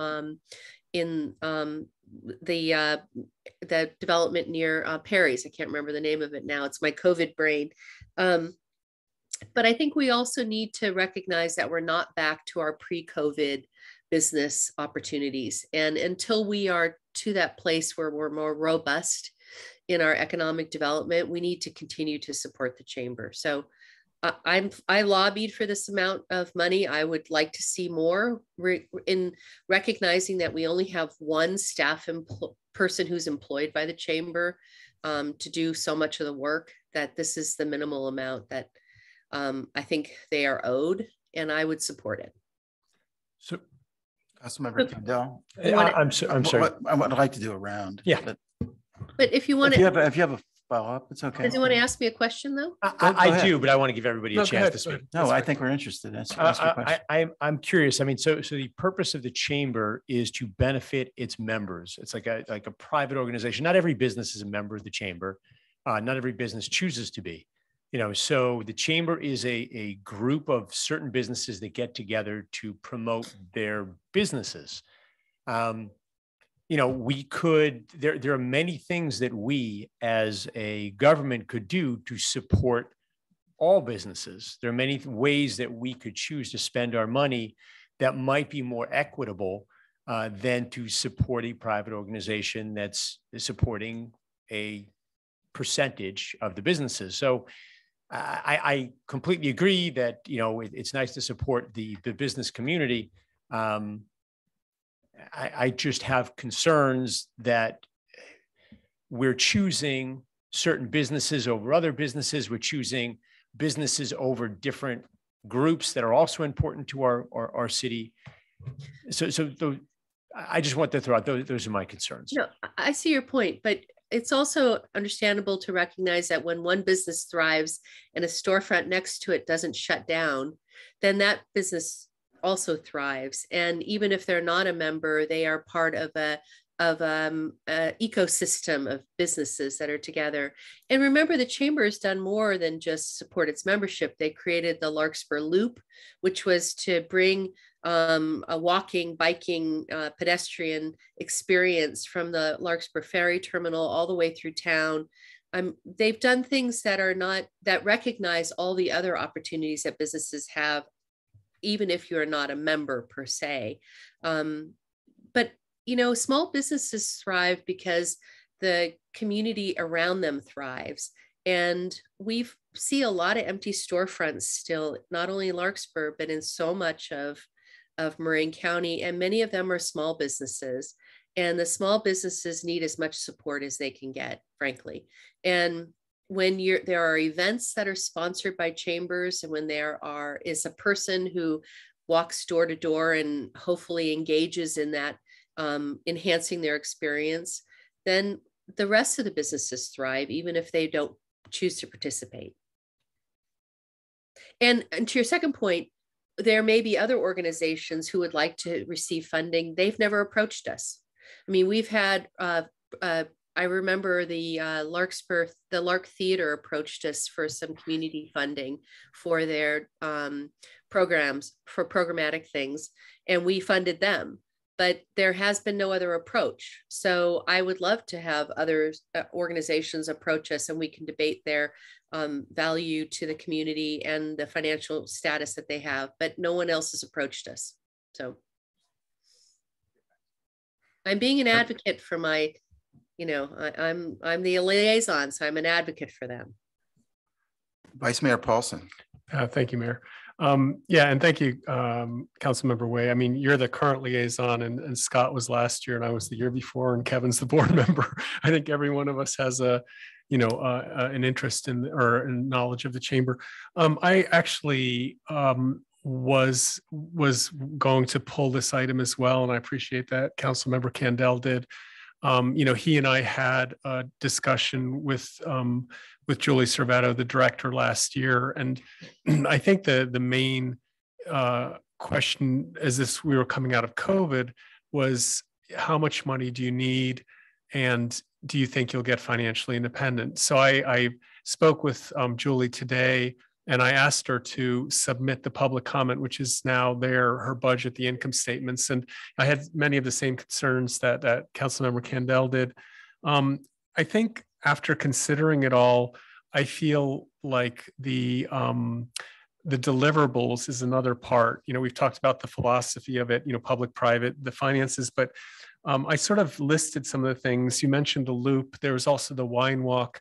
And, from the beginning, when we were in COVID, the chamber went out of its way to raise $50,000 and I think distribute it to non-members who applied. So part of my consideration is how much value have they provided for the business community or the community at large, and is that really worth the investment we're putting in?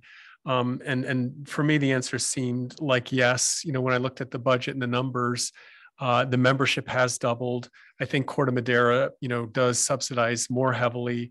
Our membership costs are lower than other communities, and they're constantly advocating. So I was pretty skeptical when I saw 4.9, and I'm feeling more supportive now of their efforts. But I do want to say that the conversation that you and I had last year, I believe we should really, for me personally, the focus is how much value is going to the general community. And the public-private question, I mean, anybody, any business can join. And, I think now we have 80 or 90, and it used to be 40. And was a lot of damage control from the previous chamber. But I feel the question I would put as a litmus test is how much value you're providing. And based on the reports I've seen, 2022 was a pretty good year, and I'd like to see it continue in 2023. Thank you. Mr. City Manager. Yeah, I just wanted to make sure for the nuance of this conversation.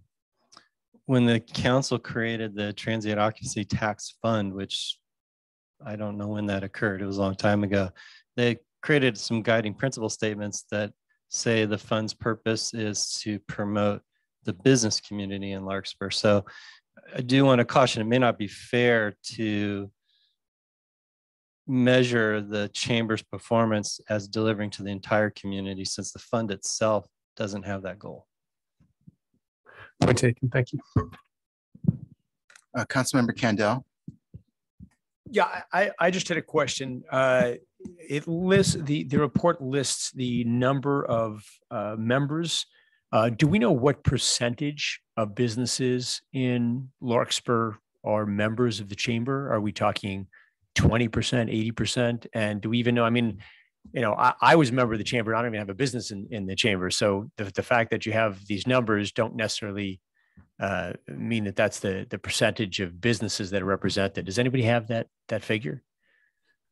So I believe the executive director is in the audience, and if when the mayor wants to ask for public comment, maybe she can provide that.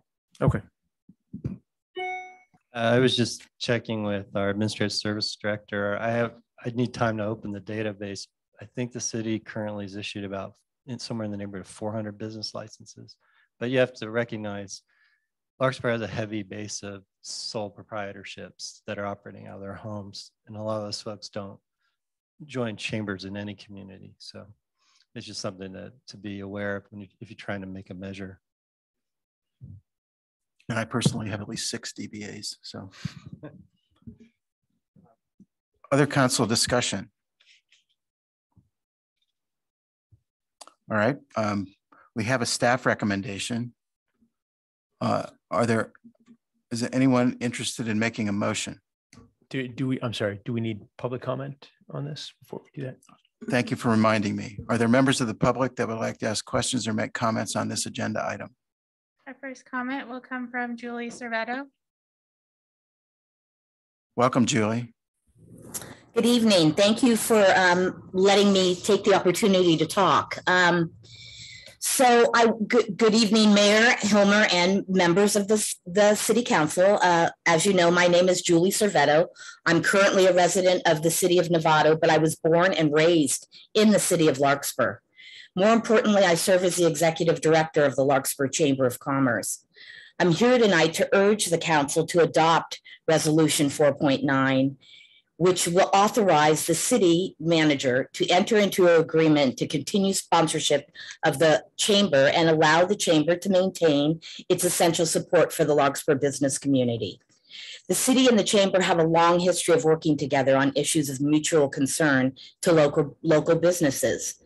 Those efforts certainly have been tested over the last few years as a result of the COVID pandemic. Nevertheless, the chamber has maintained a vital presence in our community, thanks in part to the city's ongoing commitment to its success. This last year has provided solid evidence of that success. We have welcomed some of the community's largest institutional organizations as members, including Marin Health and College of Marin. We have provided opportunities for members to make connections at various mixers and contributed to other community activities, including Bon Air Center's recent 70th year anniversary, in which the chamber partnered with GOTS to hold a cornhole tournament, which was very successful.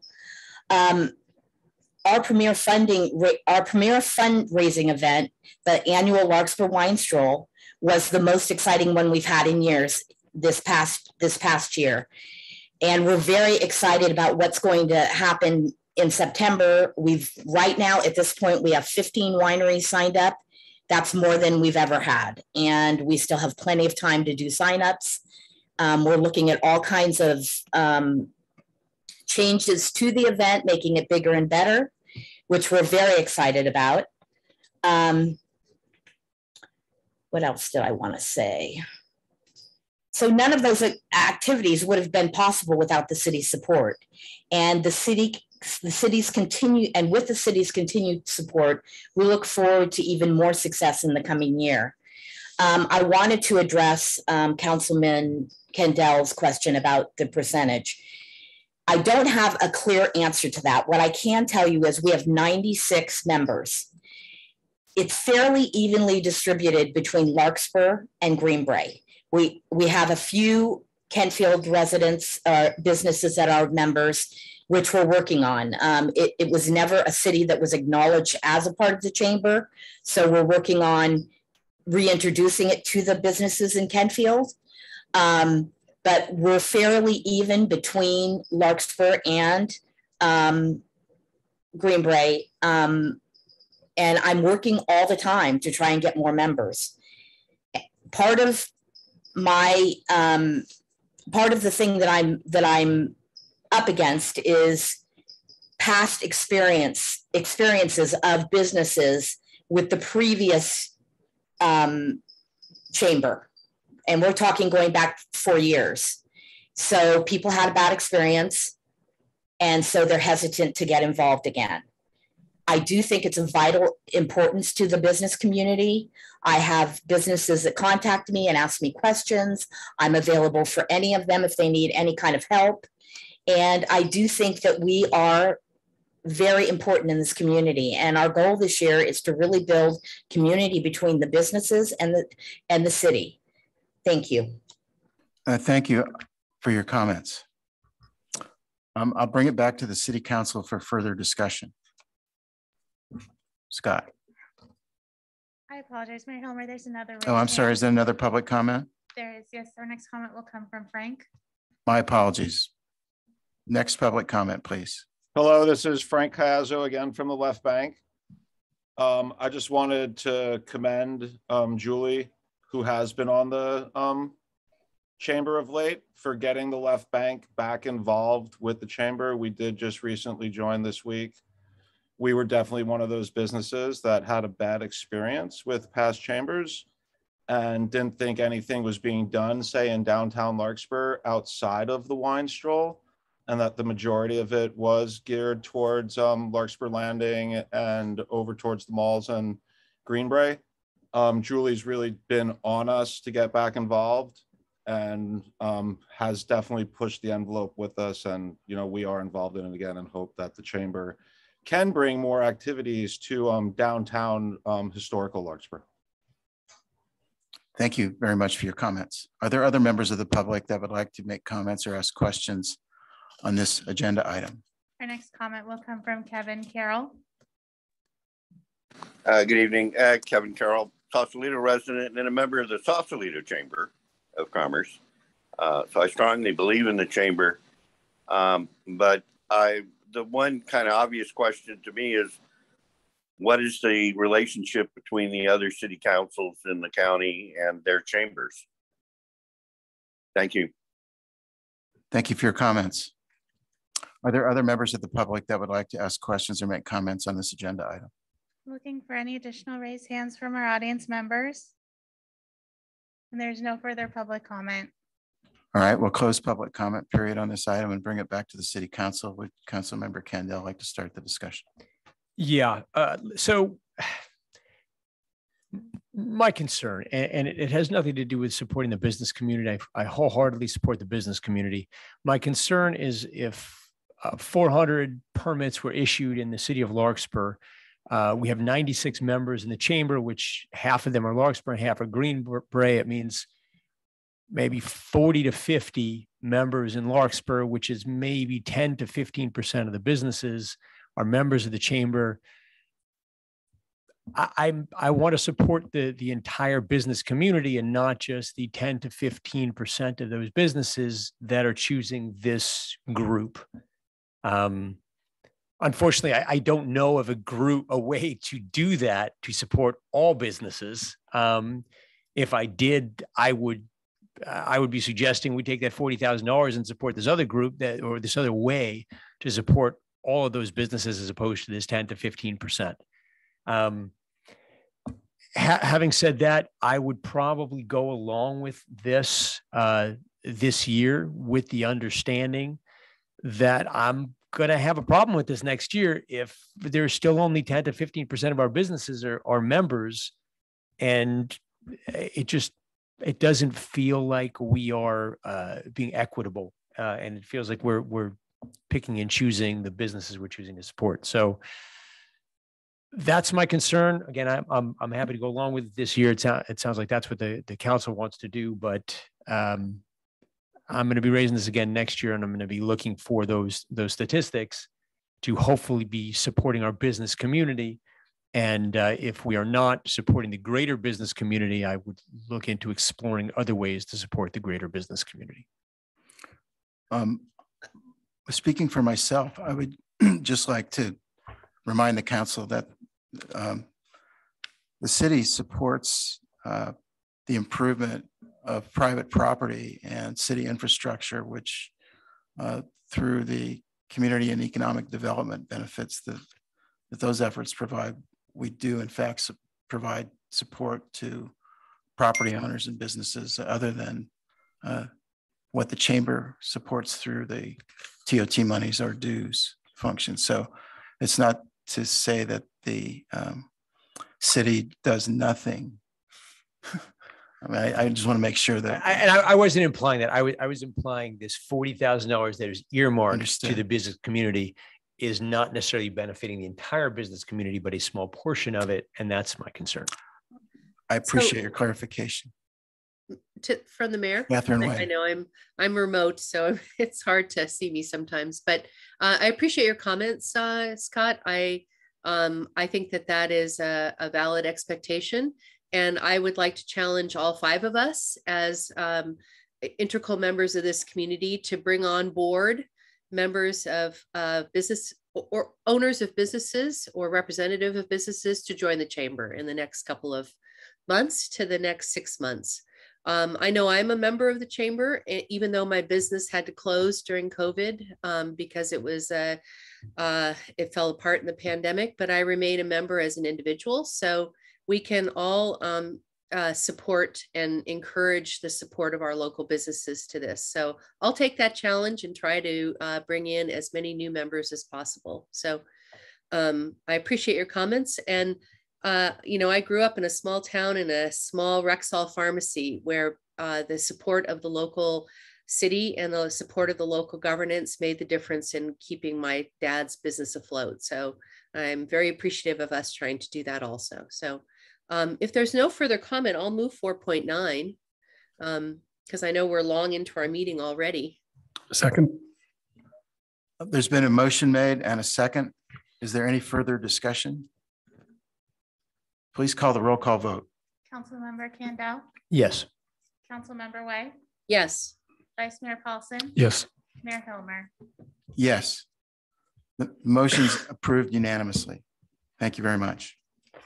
We'll now move to the city manager's oral report. Mr. Mayor? Councilmember Hara. I can rejoin the meeting now, I believe. Thank you for rejoining the meeting and letting us know. Now we'll move to the city manager's oral report. Thank you, Mr. Mayor, council members. We are into our summer months, and it is the practice of the council to assign some of its regular meeting dates to go dark, giving both the council and the staff the opportunity to schedule some summer break. So want to make sure the public is aware that those breaks have been scheduled. So the first one, the meeting that will go dark is July 6th, coming right out of the July 4 holiday. The council will not meet. And then the second one is August 17th. Do I have that right? We're dark on the 17th of August. I think that's it. So make note, and that means our 2 other regular meetings will be a little busier than usual so that we can pick up the slack, which is a good segue for me to talk about one of our favorite things, which is the soon to be finished bridge. And we can all take a moment and look fondly over at Public Works Director Julian Skinner to say, attaboy, good job, because we're finally at the finish line. And we're going to do our celebration of the completion of that project in two parts. So in keeping with the council's longstanding direction to keep that bridge open, we are going to have a very minimalist ribbon cutting ceremony. Close the bridge for like 5 minutes, run out, cut the ribbon, get back off the bridge. We'll be announcing that in the next few days, and I anticipate that date will be toward the end of June. And we'll just do a little ceremony. We'll invite council members, former council members, and get a couple pictures. Then we'll do a more detailed celebration, talk about the project at your July 20 meeting, which is apropos for two reasons. One is we can come to the chamber, we can kind of remind you about the whole project. And then also we anticipate we're on track to award what have long been called the bridge mitigation projects. The council is well aware that in order to get the approvals and all the permits that were required to build that bridge, we had to make agreements with a number of regulatory agencies to do other projects that would offset impacts of the bridge. And so those 5 projects now need to be done. And some of them are pretty exciting for the community. I think one of the both strangest and very exciting ones is we're gonna get a brand new dog park. So we'll be restoring our current dog park to marshland. The city years ago took marshland to build the current dog park. We're gonna get a bigger, better one. And you'll get to hear about the other projects that we're doing as well. So that'll be at your July 20 meeting. With that, Mr. Mayor, I'm gonna turn it back to you and the council. Thank you, Dan. Are there questions of the city manager from the council members regarding his report this evening? Hearing none, we'll move to council members' oral reports and comments. Do council members have reports this evening? Councilmember Hara? No, I'm sorry. I don't. No. Councilmember Way? I do. And thank you all for accommodating my COVID isolation going on here. Since we last met, there's a couple of things I've attended in representing Larkspur. The first was the monthly meeting of the Project Home Key Community Advisory Committee met on Tuesday. And that's the entire group meets together and on Zoom. This time I was in person, so maybe hence COVID, but who knows. There were presentations on all 3 of our subcommittees, and I sit on the Public Safety Subcommittee. And one of our representatives that we appointed, Barry Fegan, sits on the Communications Committee. So there were updates on that and updates on how the process and the project is coming. Once again, everyone can get those updates if they sign up for 1251southalicio.com and get the newsletter. The newsletters are going to become more robust, which is what the communications plan. The second part of that is that the Board of Supervisors will be hearing an update on the leasing agreement that Project Home Key will be receiving in their June meeting. So those who are interested in learning more about Project Home Key, which is a county process but lives in Larkspur's jurisdiction, can learn more about that at the Board of Supervisors meeting in June. The second event that I attended was Fire Stomp, which was this last Saturday at the Civic Center. And Fire Stomp was the largest wildfire prevention community event and family festival. But I was very impressed with the Central Marin Fire's presence there, with our Todd Lando being very involved. There's a lot of local news publications that were there, and there's a lot of video of how well that was received, and Central Marin Fire represented themselves very well. I don't know what the statistics are on how many hundreds of people attended, but it was a very good event and showed our Marin Wildfire Protection Agency very well.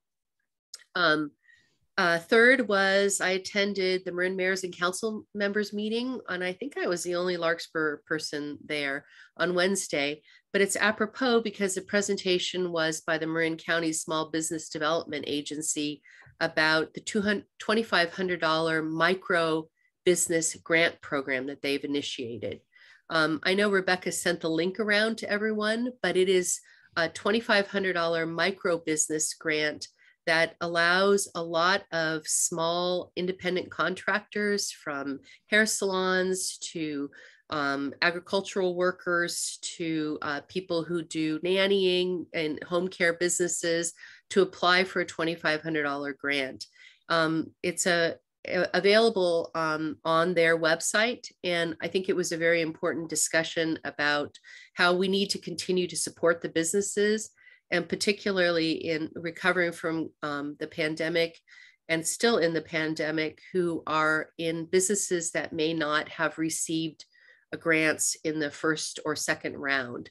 That was presented at the MCCMC. So real interesting and important information, I think, that came out of there that I think came probably through your emails, but if you can spread that word, that would be helpful. And I'll make sure that our Chamber of Commerce gets that micro business grant information also. So that's what happened in the last week. Thanks. Thanks, Catherine. Other council member reports this evening? Vice Mayor Pauls. Only, I think we mentioned the library fundraiser. I went there at Redwood High School, and outstanding event. And again, just thanks to all the people who put that together. The kids, I have 2 kids, we had a blast. So it's great to see, you know, people coming together, and Franklin was there, and a lot of library groupies. So it was a wonderful event. Thank you very much. If there are no other council member reports this evening, we'll move to public. Dan, City Manager. It did occur to me, for the benefit of folks may not realize, we called a special meeting at 5:55 today, that you may want to report out now for the attendees now what occurred at the special meeting. We had a special meeting that started at 5:55, ended about 7:15. We had a consideration of a resolution to fly the rainbow flag in June, which passed unanimously. We also had 4 Planning Commission interviews for 2 vacancies occurring on our Planning Commission at the present time, and no reportable outcome for that item. Thank you, Mr. Mayor. Thank you for the reminder, Mr. City Manager. And now we'll move to public hearings. We have fiscal year 2022-2023 capital improvement program and budget this evening. So we'll ask for a staff report. We'll be starting with item A, which is the capital improvement program. Thank you. And we welcome Sir Julian Skinner to the meeting this evening.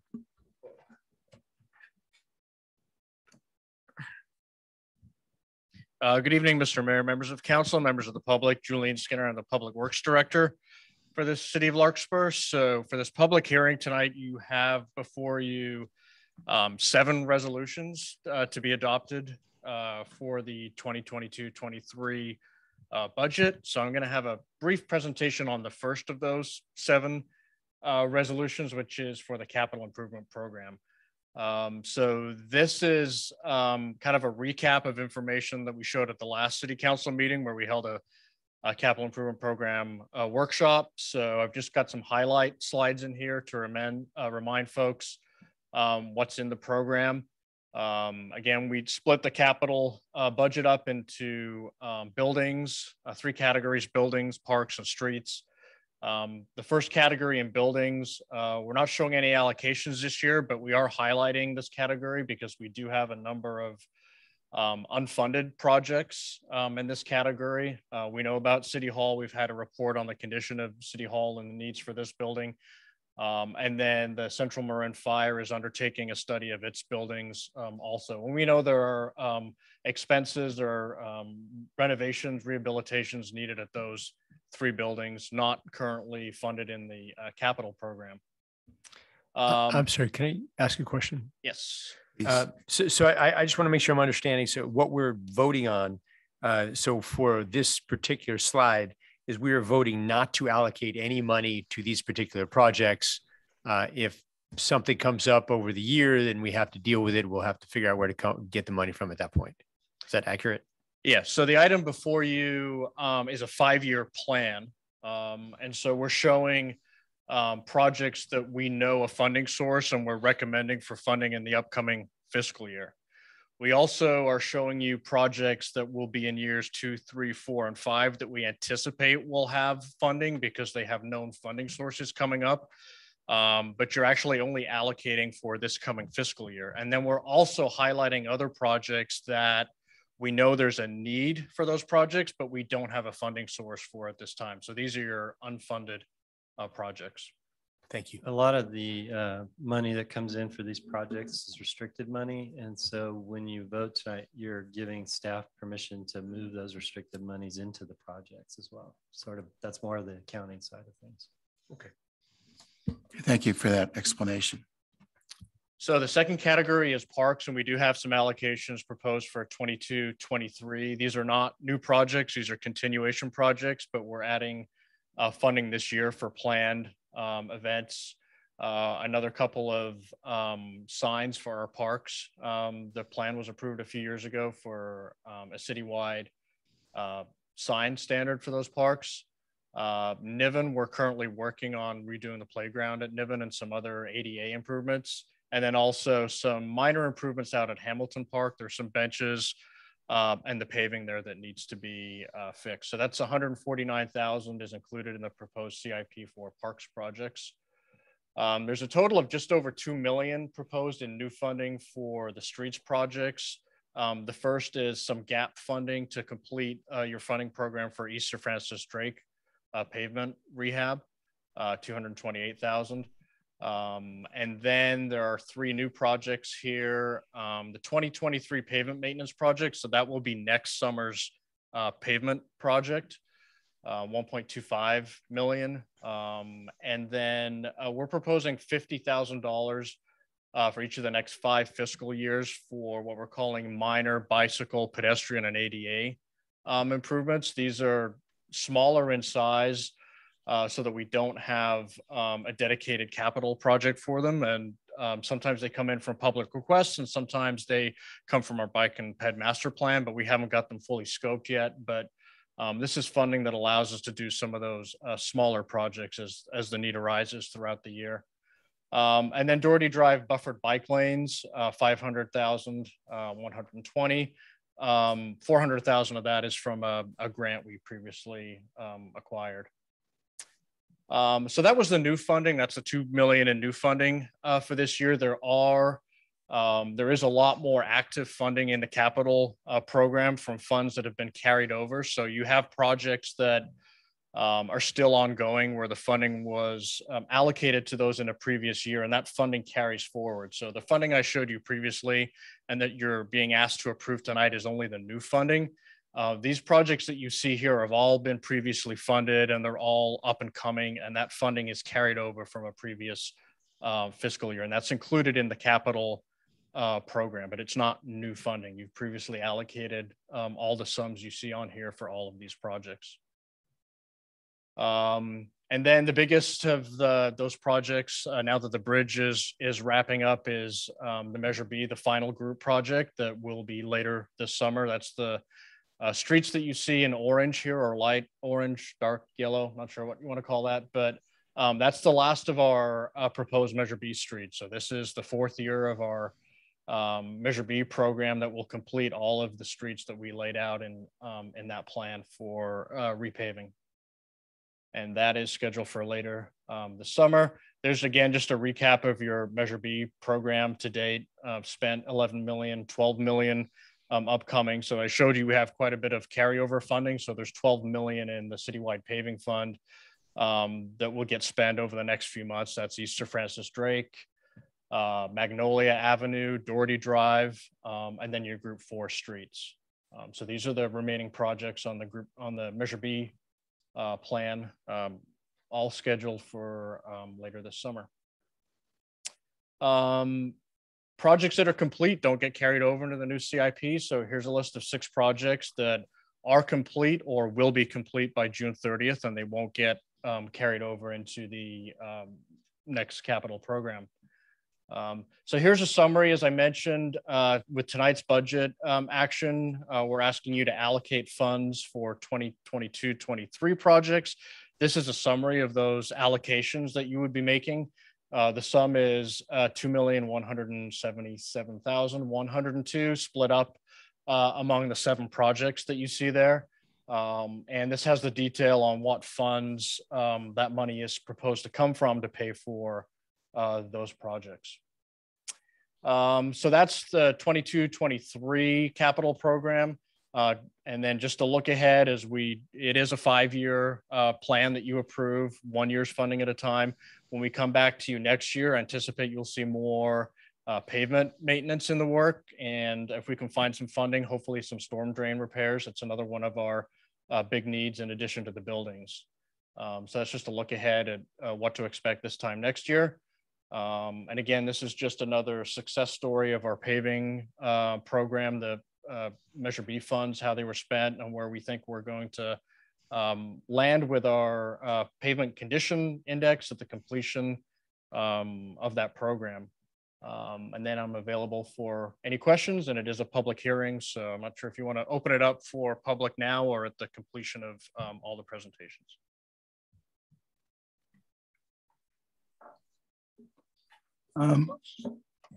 Mr. City Manager, would you like to suggest? I would recommend you do the CIP separately from the balance of the budget. Okay. So we'll entertain council member questions on the CIP at this time. Councilmember Way. Thank you, Julian. I probably have this back in my deep memory, but the mitigation projects for the Bon Air Bridge, if I recall, there were 5. The dog park, the pump station, the Hillview drainage. Fill me in on what the other 2 were. Yeah, so there were 5 separate mitigation projects. One of them was stormwater enhancements on Magnolia, right. Which you're referring to as the Hillview project. There were 2 dock replacements at both Bon Air Landing Park and the public dock that's next to the building that the Marin Rowing Association operates out of. And then 2 projects in Piper Park. One is converting the existing dog park back into a tidal marsh. And the other one is building the new dog park to replace the existing dog park. Those are the 5 projects that are included. So can you refresh my memory on what the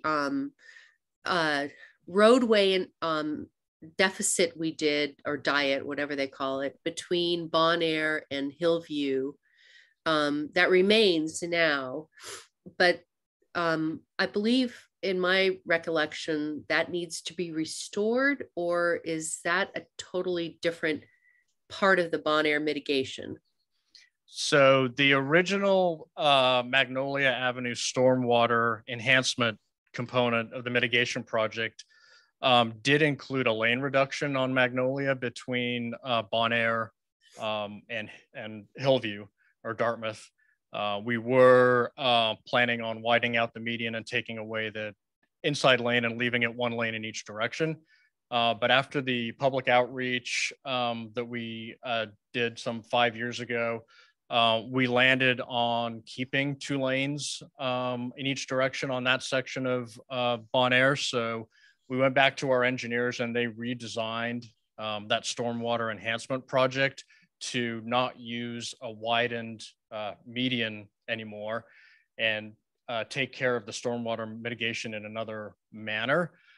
So at the time, we had said we would put the second lanes back on Magnolia, but we had said we would wait until after the bridge project to do it because we didn't want to repave the lanes and then have all the construction traffic drive over it for 4 years. So with the bridge project wrapping up in a month or 2, we've already awarded the Magnolia Avenue paving project that'll start as soon as school is out, most likely. That project does include paving the second lane northbound on Magnolia between Bon Air and Dartmouth. Okay, thank you for refreshing my memory on that. And then my second question is, both dock replacements, will they be, I'm putting my age-friendly hat on here, they are ADA accessible docks? They are, yes. Do we have an opportunity to create and this may be too late in the process, a way in which someone could access a water vessel by the dock with the use of a lift of some sort? That's not in the project scope at the moment. The project scope was limited to ADA access from the street to the dock, but it doesn't have any functions of the dock itself. Okay, I know it's a little late for that process, but I just would like to continue to encourage when we engage in public works processes going forward. And I'll continue to do this because I'm learning as we go along the opportunities there are to create even more mobility access for our community. And I'll continue to, as we have more opportunities to create funding for sites for community access to our waterways and other ways, to realize that there are people who need mobility access that is greater than what we may have imagined in the past. So just putting that forward. I know it's not in the plan right now, but I see that as our chance to create an even more age-friendly community. Other council member questions? I'm sorry, Julian, were you going to say something? I was just going to say it. Unfortunately, it can't be in that plan because the plan's have already gone through I understand. Approval, but I did highlight in the capital improvement program the project that we're allocating money each fiscal year for minor ADA and bicycle and pedestrian improvements. So that type of improvement that you just described could be considered for use of that fund as we go through a fiscal year and get requests and evaluate smaller projects like that. Yeah, and I appreciate that. And I'm learning as we all go along that what accessibility really means to a community of all ages and abilities. And I think it's imperative that as we look at these projects moving forward, that we engage with that idea that we have members of our community who are wheelchair bound and who have limited mobility, who also would like to have access to the recreational resources. So just putting that forward, that we continue to look at that lens. So thank you, Julian. Are there other council member questions regarding the capital improvement program for 2022-2023? Yes. Vice Mayor Pauls. Thank you, Mayor. Julian, quick question. I'm sort of noticing I haven't really learned much about the seventh item. I think the Doherty Drive buffered bike lane. If you could just describe the scope of the project a little bit and describe the funding. I see it's from a grant /RR. I don't remember, when I looked over the CIP, studying this one very well. Yeah, so we have actually a couple of projects that are funded for Doherty, but that specific project, the buffered bike lanes, we received a $400,000 grant from the Transportation Authority of Marin under their Safe Pathways to Schools program. And that project includes repaving the street and restriping it with what are called buffered bike lanes, which is essentially, as it is now, you have a bike lane striped on the street with a white stripe, and then you have vehicle traffic directly next to it. What this project will do is actually stripe a buffer between the vehicle travel lane and the bicycle travel lane so that there's some additional separation between vehicles and bicycles. So that'll be the whole way on Doherty from Magnolia down to the first high school entrance.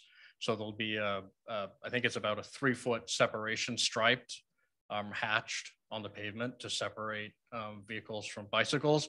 It also includes enhancing the crosswalk at Piper Park at Doherty with the rapid rectangular flashing beacons like you see at a few locations on Magnolia. Okay, thank you. Julian, through the Councilmember mayor. Kendall. Thank you. If you will go to the last page of the report, which has unfunded projects, 18-12 Doherty Drive Bike and Ped, Rose Lane to Magnolia, 300,000 unfunded. Could you just explain the difference between that and the Doherty Drive bike lane that is funded that you just talked about?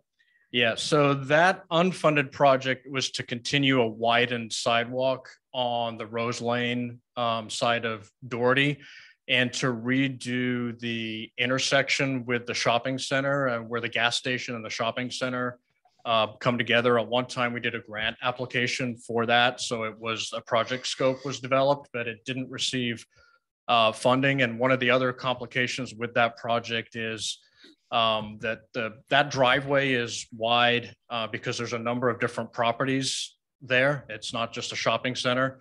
And at the time, we believed that it was that wide because it needed to be on each piece of the property. So that project we haven't followed through on. There is an issue with that driveway that would have to be resolved at some point, but that's an off-street facility. So it would have widened the sidewalk, similar to what you see in front of the Rose Lane development for the next block all the way to Doherty. And then it would have done some enhancements at that driveway also. Okay, thanks for clarifying that. Appreciate it. Thank you. Other council member questions regarding the capital improvement program for 2022-23? Are there members of the public that would like to ask questions or make comments regarding the capital improvement program presented this evening? I'm looking for any raised hands, and our first comment will come from Julie Servetto. Oh, I apologize. My hand was raised before when we were talking about the chamber. So I do want to say one thing though. We did raise our fees starting today, and we also added another level of membership for any individual that doesn't have a business that would like to participate in the chamber. So if any of you are interested and you don't have businesses, we'd love to have you. Thank you for your comments. All right, are there other members of the public for comments on the capital improvement program? Looking for any additional raised hands from our audience members? There's no further public comment. All right, I'll close public comment and bring it back to the city council for further discussion and consideration of a motion. Mr. Mayor, if there's not further discussion on it, I'd be happy to make a motion to approve the capital improvement program. And I'll second that. We have a motion and a second for adoption of the proposed capital improvement program for 2022-23. If there is no further discussion, please call the roll call vote. Councilmember Kendall? Yes. Councilmember White? Yes. Councilmember Hara? Yes. Vice Mayor Paulson? Yes. Mayor Hilmer? Yes, the motion passes unanimously. Thank you very much. Now we'll move to consideration of adoption of fiscal year 2022-2023 budget. May we have a staff report, please? Thank you, Mr. Mayor. Council members, I'm going to go grab the remote. If you'll allow me for a second. We have a series of 6 resolutions to consider this evening. So this is the fourth and final step in the budget process for the council. So a lot of the material that goes into making the decisions for the budget process have been reviewed quite a bit by the council in the prior 3 meetings before the public hearing. At the outset, I first want to acknowledge Administrative Services Director Kathy Orm, who's here in the chamber and available to answer the questions when they get too hard for me. And then I also want to acknowledge the budget book is produced in partnership between Kathy and Assistant to the City Manager, Shannon O'Hara, couldn't be with us this evening. And for those who've been with us a long time, if you pulled up our old budget books and looked at them against this budget book, it's hard to even say they were produced by the same agency. So I really appreciate the work they're putting in to make sure it's a more readable document. In the budget book, I always open it with a budget message, and I think you'll see a theme that you've heard from me in the last several meetings, which is it's a general sense of optimism that we're headed in the right direction, despite some scary challenges that we've also talked about. And even yesterday, Kathy and I saw the latest property tax estimates from the assessor, and we're sort of staggered. And so I feel confident that our estimates are on track. So This is your fiscal year 22-23 budget hearing. In addition to adopting the budget this evening, there are a number of companion policies that are part of the action that you'll take tonight. I confirmed with the city attorney that you have the option to take all those resolutions up as a package, or you can take them up individually. That'll be up to you, Mr. Mayor, when you reach that point in the hearing. So key revenue assumptions that are in this budget, we think sales tax is back to its pre-pandemic levels. Some of that is seeing robust growth in internet sales that are coming to us. They're offsetting brick and mortar, but frankly, brick and mortar is doing amazing in Larkspur right now too. So we're getting the best of both worlds. Property tax, as I said, remains very strong. We're not seeing any lag, even as the economy is slowing down a little bit.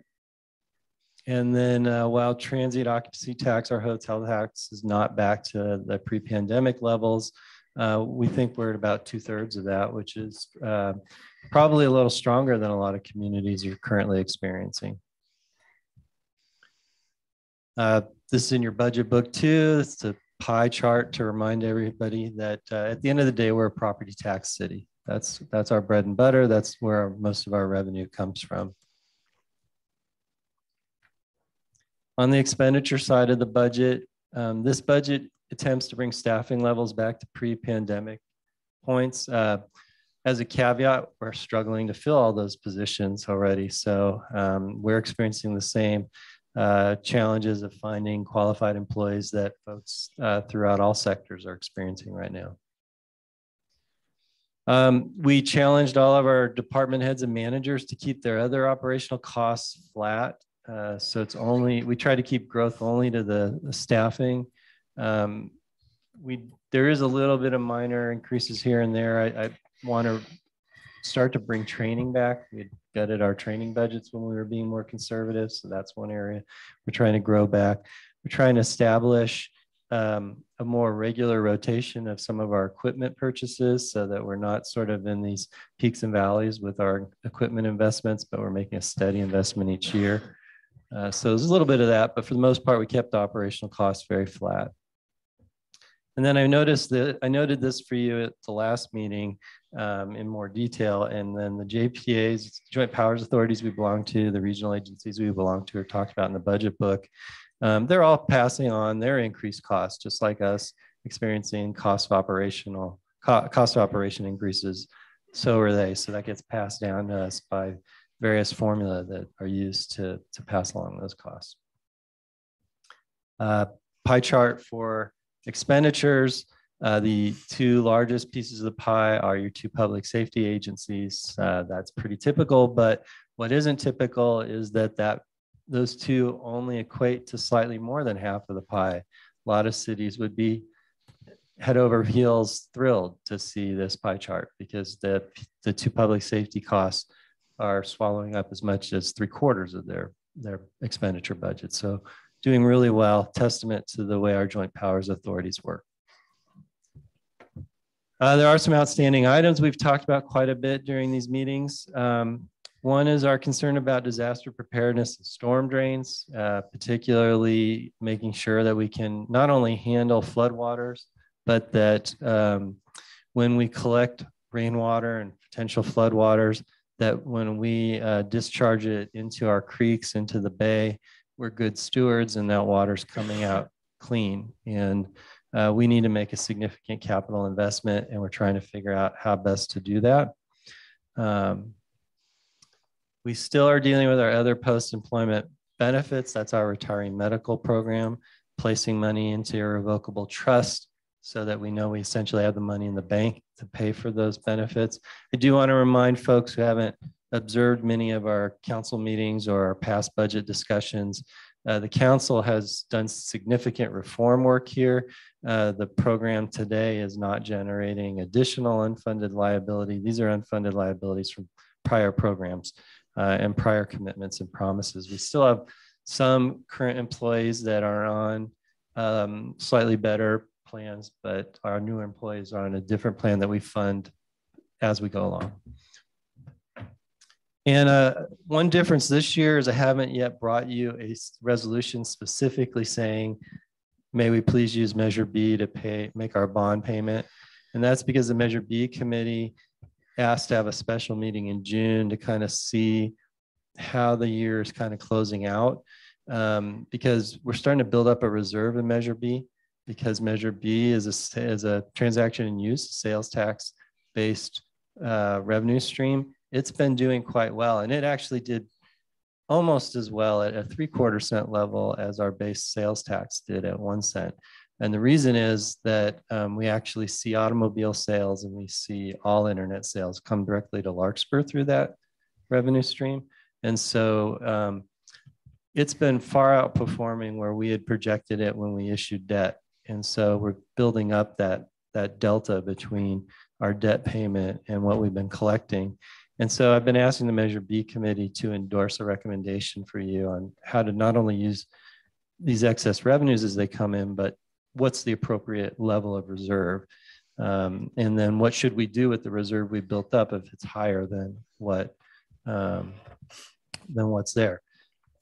All that said, tying this back to Mr. Skinner's presentation on the CIP, we want to remain a bit cautious because as the cost of maintaining our new asset, our top of the line roads, goes up, one of the opportunities we have with Measure B doing well is to make sure we still have a cushion if we have diminishing gas tax or some other revenue stream that we've dedicated to maintaining our roads. We'll always have a cushion in Measure B to help with that.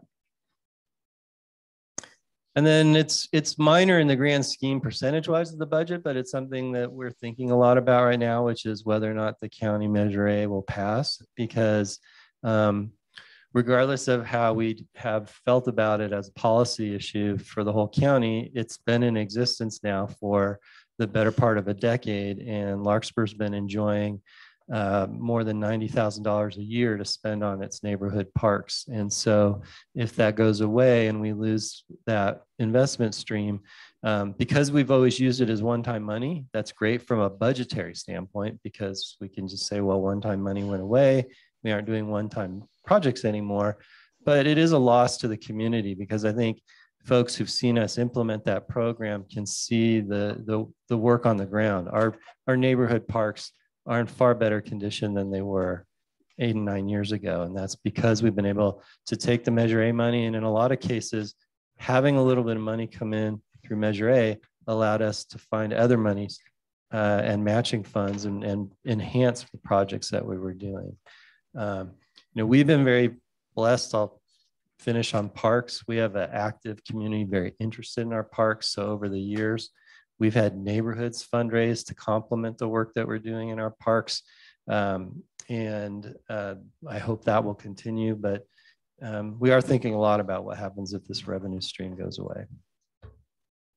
So that's it. Just a brief overview. The budget book, I think, tells the story. Kathy and I are here to answer specific questions you may have. My only request is give me a chance to scroll to whatever page if you have a specific question. Thank you, Mr. City Manager. And thank you for that report. I voted for Measure A today. All right. So I followed your lead. Are there questions of the city manager on his report? Vice Mayor Paulson.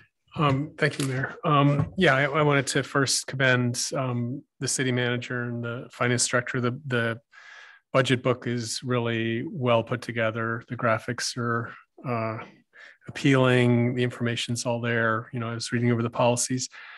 So I'm wondering, I don't know if this is, we had all the meetings before, but the question still lingers for me, in our investment and purchasing and reserve fund policies. Could you say a little bit more about, thoughts of inflation? Because I think that's, how you factor that in. That's something that I'm sure is an unknown for all of us. But I just thought it would be reassuring to know how you've actually modeled that, or how you envision, our staying solvent with that happening. You want me to take a crack, yeah?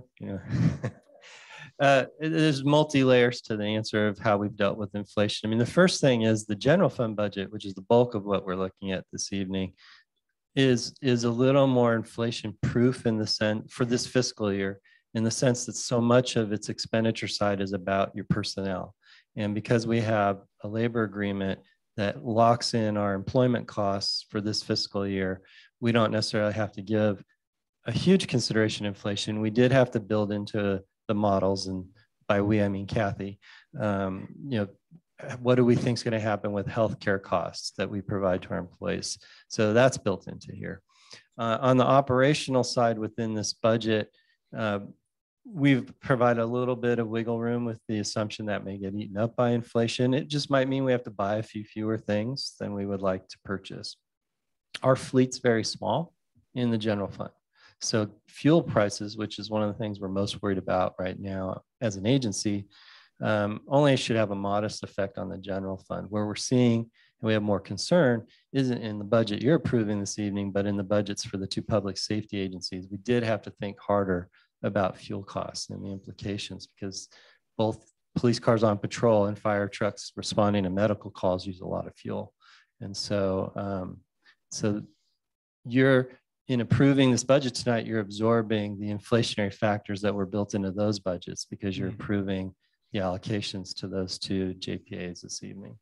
And so that would be my general overview. I think in your last item on the CIP, I think Mr. Skinner, his team, you're starting to see more conservative engineering estimates on individual projects, but that doesn't have quite the implications for the general fund. Great. Thank you. Other council member questions on Dan Schwartz's presentation this evening? Are there members of the public? Oh, Catherine Way, please. Hi. Thanks again for a very good budget book. And thank you, Allison, for printing it out for me, because I always like to have a hard copy of the budget, because I think it's a key reason why we sit in this role. And that is we are fiduciaries of our constituents and our taxpayers' dollars. So I take this very seriously, and I really appreciate how thoroughly this vetting of our dollars has gone. And Kathy, thank you very much for doing that and creating a very readable document for the community. So I just would like to just acknowledge that some of our neighboring communities are experiencing greater fiscal challenges than we are, and for various reasons. And we've been had the benefit of recovering and strategically placing ourselves well when the COVID pandemic first hit 2.5 years ago. And I think we're seeing the impact and the benefit of that. So kudos to how quickly the council and our management responded to that.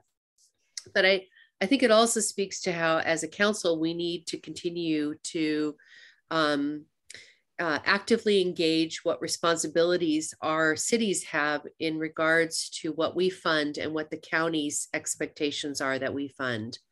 And at the MCC meeting on Wednesday, there was a discussion about policies that some cities are absorbing that are extraordinary to their budget and their bottom line, which we're not experiencing at this point.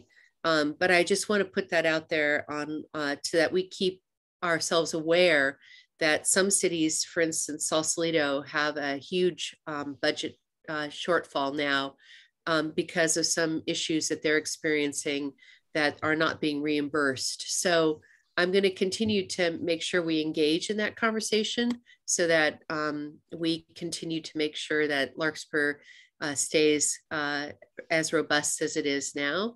And I think we should all recognize the importance of paying attention to those expectations of what we fund or don't fund. So Dan, thanks for that presentation. And Kathy, once again, for your really thorough budget analysis. Thank you for those comments. Are there other council member questions regarding this item? Councilmember Kendall. It's not a question, I have a comment. I'm sorry in advance, I'm going to come off as grouchy. I made this comment last year. I'll make it a little more forcefully this year. I am disappointed that 50% of our budget is being spent on police and fire, and this city council has had no say in that whatsoever. That we have representatives that are part of the, go to the JPA meetings.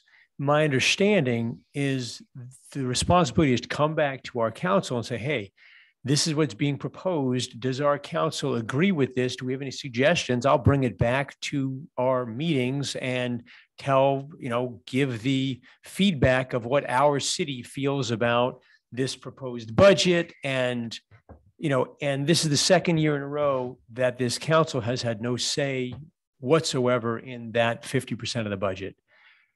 So I am going to ask whoever happens to be the representatives next year, again, no blame looking back or anything like that, but moving forward, if the person or individuals who are the representatives of our council go to these meetings and have a proposed budget for police and fire, to please bring that back to our city council. Let us discuss it as a city council and see if there are any suggestions, improvements, whatever it happens to be, that we can then return and be part of that discussion, as opposed to just hearing, oh, by the way, this was passed and it's done. I would, as a council member, I'd like to know about it beforehand, and maybe we can have a discussion, have some input, as opposed to just being told about it afterwards. That's my only comment. Would the city manager like to provide some? Can I speak to that first? Because as a police and fire council representative for the last couple of years. Yes, Councilmember Way. I appreciate that comment, Scott. All of those meetings are publicly held, etc. Probably it would benefit me as our representative to the fire and police council for the last couple of years to know in advance of those budget meetings what questions you might have as an individual representing Larkspur to that. And those meetings for their budgets are earlier than ours. They're usually held in the early spring, and they're publicly available information. And I would engage you to read those and look at their budget in advance and ask me questions or provide public comment to me so that I can engage those comments at the time when it's a public process. So I can give it to you afterwards, but if you are interested in really engaging with that, then please step up earlier in the process so that I can engage with that too. Well, okay. So, and again, I don't want to get sidetracked, but my point is that it shouldn't be me talking to our representative or another council member talking to our representative. It should be, in my opinion, and I may be off base here, but in my opinion, it should be our council who represents our city should have a say in how 50% of our budget is being spent as a group, and not an individual on a one-on-one talk or something like that. That's my vision of this. And again, I may be wrong, but my vision is if we're going to be spending 50% of our budget, we as a group should be able to discuss that as a group. There should be maybe public input as a group representing our city, and not necessarily just, a one-on-one on the side about, what's going on, with the joint powers. Yeah. And I may need to ask process-wise to the city manager how that would be a process that we can engage in a more, that we haven't necessarily done in the past. But I'm willing to figure out if there's a way that it can be a different conversation about our JPA budget agreements. But I'll refer to him. I'm sorry, we don't have to discuss this right now. It's a little bit of a sidetrack. I want to throw it out there that before this happens again next year, I would like to have that conversation. So I'm just throwing it out there, and we can, talk about it anytime that people feel comfortable. Fair question. Dan, would you like to provide some input? Sure. I'm going to kind of go backwards for a sec, because I'm doing this just to make sure we're all clear. So there's first the legalities of governance, and then there's the policy of governance. So the legalities of governance is that when you appoint representatives to the JPA, you are giving them full discretion to act as your representatives. And so legally, the structure is not that they have to come back and get direction from the body to cast a vote. Now, a lot of councils do adopt policies or practices to provide guidance to those members ahead of key votes. So in a sense, what Councilmember Candela is saying is he would like some sort of policy or practice that occurs. As one of the members of the management team, it'd be a little challenging timing wise to bring the full budget here, because it represents negotiations that occur at the management level for the most part with the chiefs about what is sustainable for the 3 communities. What would probably be more effective is for the council members to, through me, let me know about changes you'd like to see in practices at the different JPAs, so that I then can work with my fellow managers so that there's constructive conversation at all the jurisdictions. So in the case of the police agency, we would have issues vetted by all 3 councils separately, so that when their members came to the budget hearing, if there was a change that needed to be talked about, everybody kind of comes ready to have that conversation. I think that would be the best way to make it work. Similarly, on the fire side with Corte Madera, fire's a little, I will say, fire's a little different in that once the 2 councils made the decision to merge the fire departments and make a major investment in fire prevention, there's not as much policy going on in the fire department. I mean, the next major policy discussion will be the fire stations and just how many do we need and that sort of thing. But it's not like the police, where there could be some very philosophical discussions to be had. The last time this sort of came up, San Anselmo was wrestling with whether or not they wanted to have a school resource officer at the high school in San Anselmo. And so they had a conversation in San Anselmo. The councils in Corte Madera and Larkspur at that time weren't interested in that conversation. And in fact, the voters included a school resource officer when they passed the measure that built the school building. So that's funded through a specific measure. But that's an example of, I think, what you're talking about, where there's a budget implication. So we arranged so that there could be a constructive policy discussion, and then the managers then can sort out the budget stuff.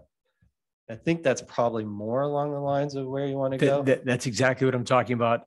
And now we have plenty of time until next year when this happens. So I think the best thing would, and I think the best thing would be, my recommendation would be to have that conversation with me when each of you meets with me one-on-one, that, hey, this interests me and I don't think the police agency or the fire agency is doing enough in this area. How do we get this talked about? Or I think we're spending the money the wrong way. Can we talk about that?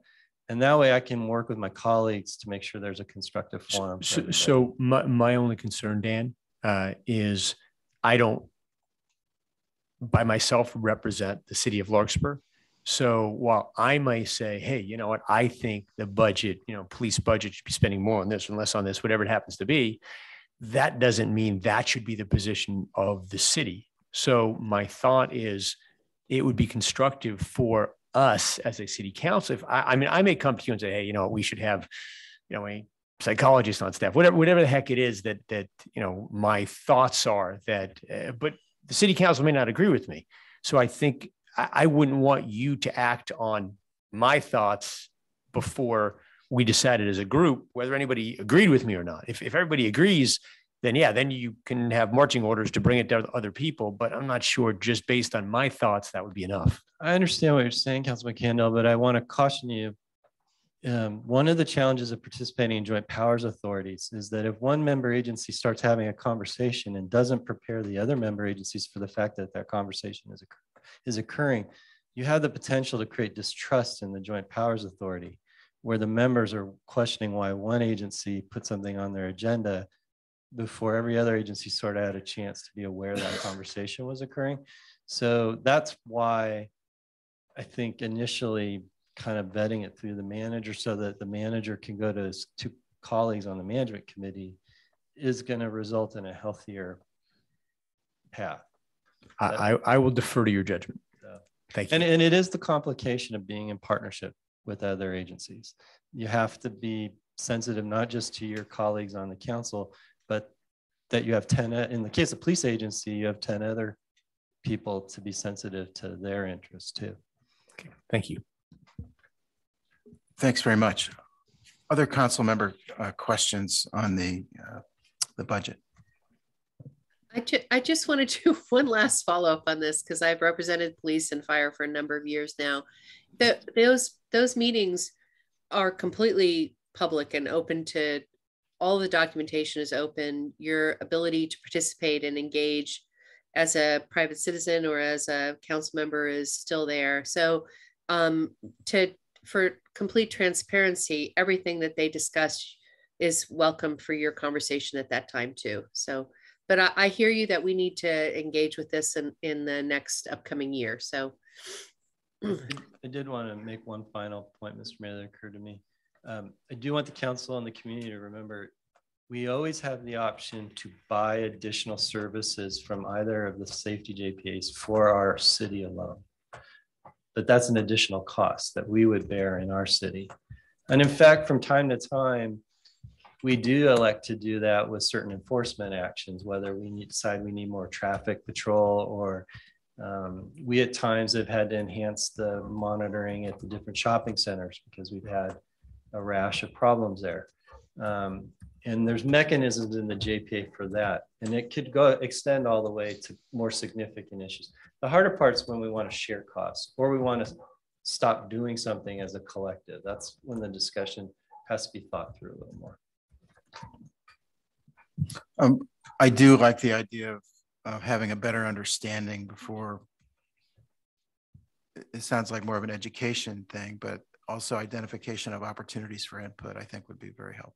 I agree, but I'll close on this. I think that conversation probably has to happen in like January because it's really difficult. So we're the finance agency for the police authority and Corte Madera is the finance agent for the fire authority. It's asking a lot of Kathy Orm and Chief Mike Norton to build a budget, bring it to you for potentially substantial policy discussions that might significantly change the budget and then have them rebuild it. So really we should be having, if there's philosophical discussion, should we be doing a different service? Should we not be doing this service? Should we be shifting dollars into a totally different category? Probably should be happening in like January. So I'll talk to my colleagues about, is there a way to have that forum at each of the councils? I think it's helpful to find where the will is to explore these things and create the opportunity for it, even if it's unusually early in the year, just so we know when and can think about how to engage. And gosh, so sorry, we're on a little sidetrack. Sky hasn't shut us off, so it's still budget related.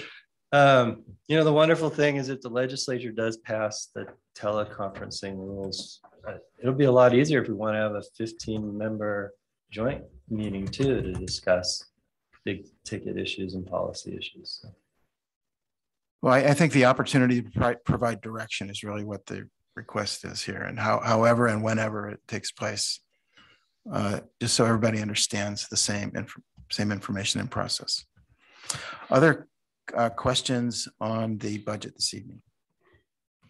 Councilmember Kendall. No, yeah, seeing no other questions, I would be prepared to make a motion if the mayor approves. I think there needs to be public comment. We're going to ask for public comment. I will take the motion before we take public comment, if that's okay. And I understood the city manager say we could package all the resolutions as one motion. The motion could be to pass resolutions 43 through 48, yes. Would that be consistent with the motion by Councilmember Kendall? That would be my motion. All right, and we have a second. I second that.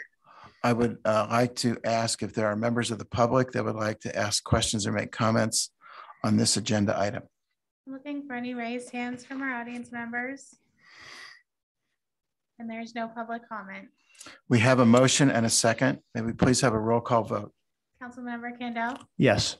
Councilmember Hara? Yes. Councilmember Way? Yes. Vice Mayor Paulson? Yes. Mayor Hilmer? Yes, the motion passes unanimously.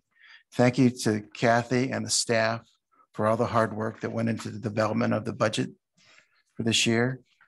And we'll do our best to follow your leadership. Thank you. All right, that concludes that public hearing. We have no business items, and I'll entertain a motion for adjournment. But before I do that, I would like to ask a request of when we have the bridge dedication toward the end of June. I would like to have, for my own reference, a list of all the city staff, all the major team members who worked on the bridge project, because I would like to pay proper tribute by reading the names of the people who worked on that job when we have the dedication. If you can keep the list to a manageable number. Okay, Bridge only close 5 minutes. You have to I'll do it fast, but you know what I mean. I think this is well deserved. And Mr. Mayor, Scott. Yeah, I'm sorry. I think Councilmember Way wanted to make the motion to adjourn tonight. Some dedication. Yes, we have a motion to adjourn in memory of Theo Graff. Is that correct, Catherine? Yes, thank you, Mayor. I asked the mayor that we adjourn tonight in memory of Theo Graff, a long-term Green Bray Larkspur resident, and her husband, Don Graff, was a previous mayor and council member of Larkspur long before I lived here. But when I chose to run for this seat several years ago, I was sort of vetted by a group of old-time Larkspur residents, and Don was one of them. And this is before he passed away. And I didn't have the opportunity to really know him, but he passed away shortly thereafter upon me being elected. And then Theo, his wife, would regularly attend our meetings in reference to the library, because Don was very devoted to the library and was very committed to seeing that a new library be built in Larkspur. And for several meetings, maybe a half a dozen that I know, Theo would come from Green Bray and with her gray hair and her walking staff and attend the meeting to present her feedback and ideas of what our new library would look like. And I remember one of her comments being how important it was that a new library recognized that half of Larkspur were Green Bray residents, of which she was and her husband was for all those many years, and that she loved the library just as much as the people who could walk to our library loved it, and that she wished we would acknowledge how important it was to provide access to those members of our community who needed to drive and to participate that way. So Theo passed away just recently, and I saw her obituary in the paper, and I thought it was a really interesting comment that it said calligrapher, community volunteer, educator, devoted family member, and friend. She passed away on May 16th. So in honor of Theo, and by way of the many years in which her and her husband Don served our community, I'd like to acknowledge her passing, and in memory of his passing in, I believe, 2014, that we adjourn in honor of the Graff family. We have a motion. Is there a second? Second. All those in favor of the motion? Aye. Aye. Thank you for that, Catherine, very much. Yes. We miss Don and Theo very much. They were great examples for all of us. And we are adjourned. Thank you all. Have a good night. Thank you.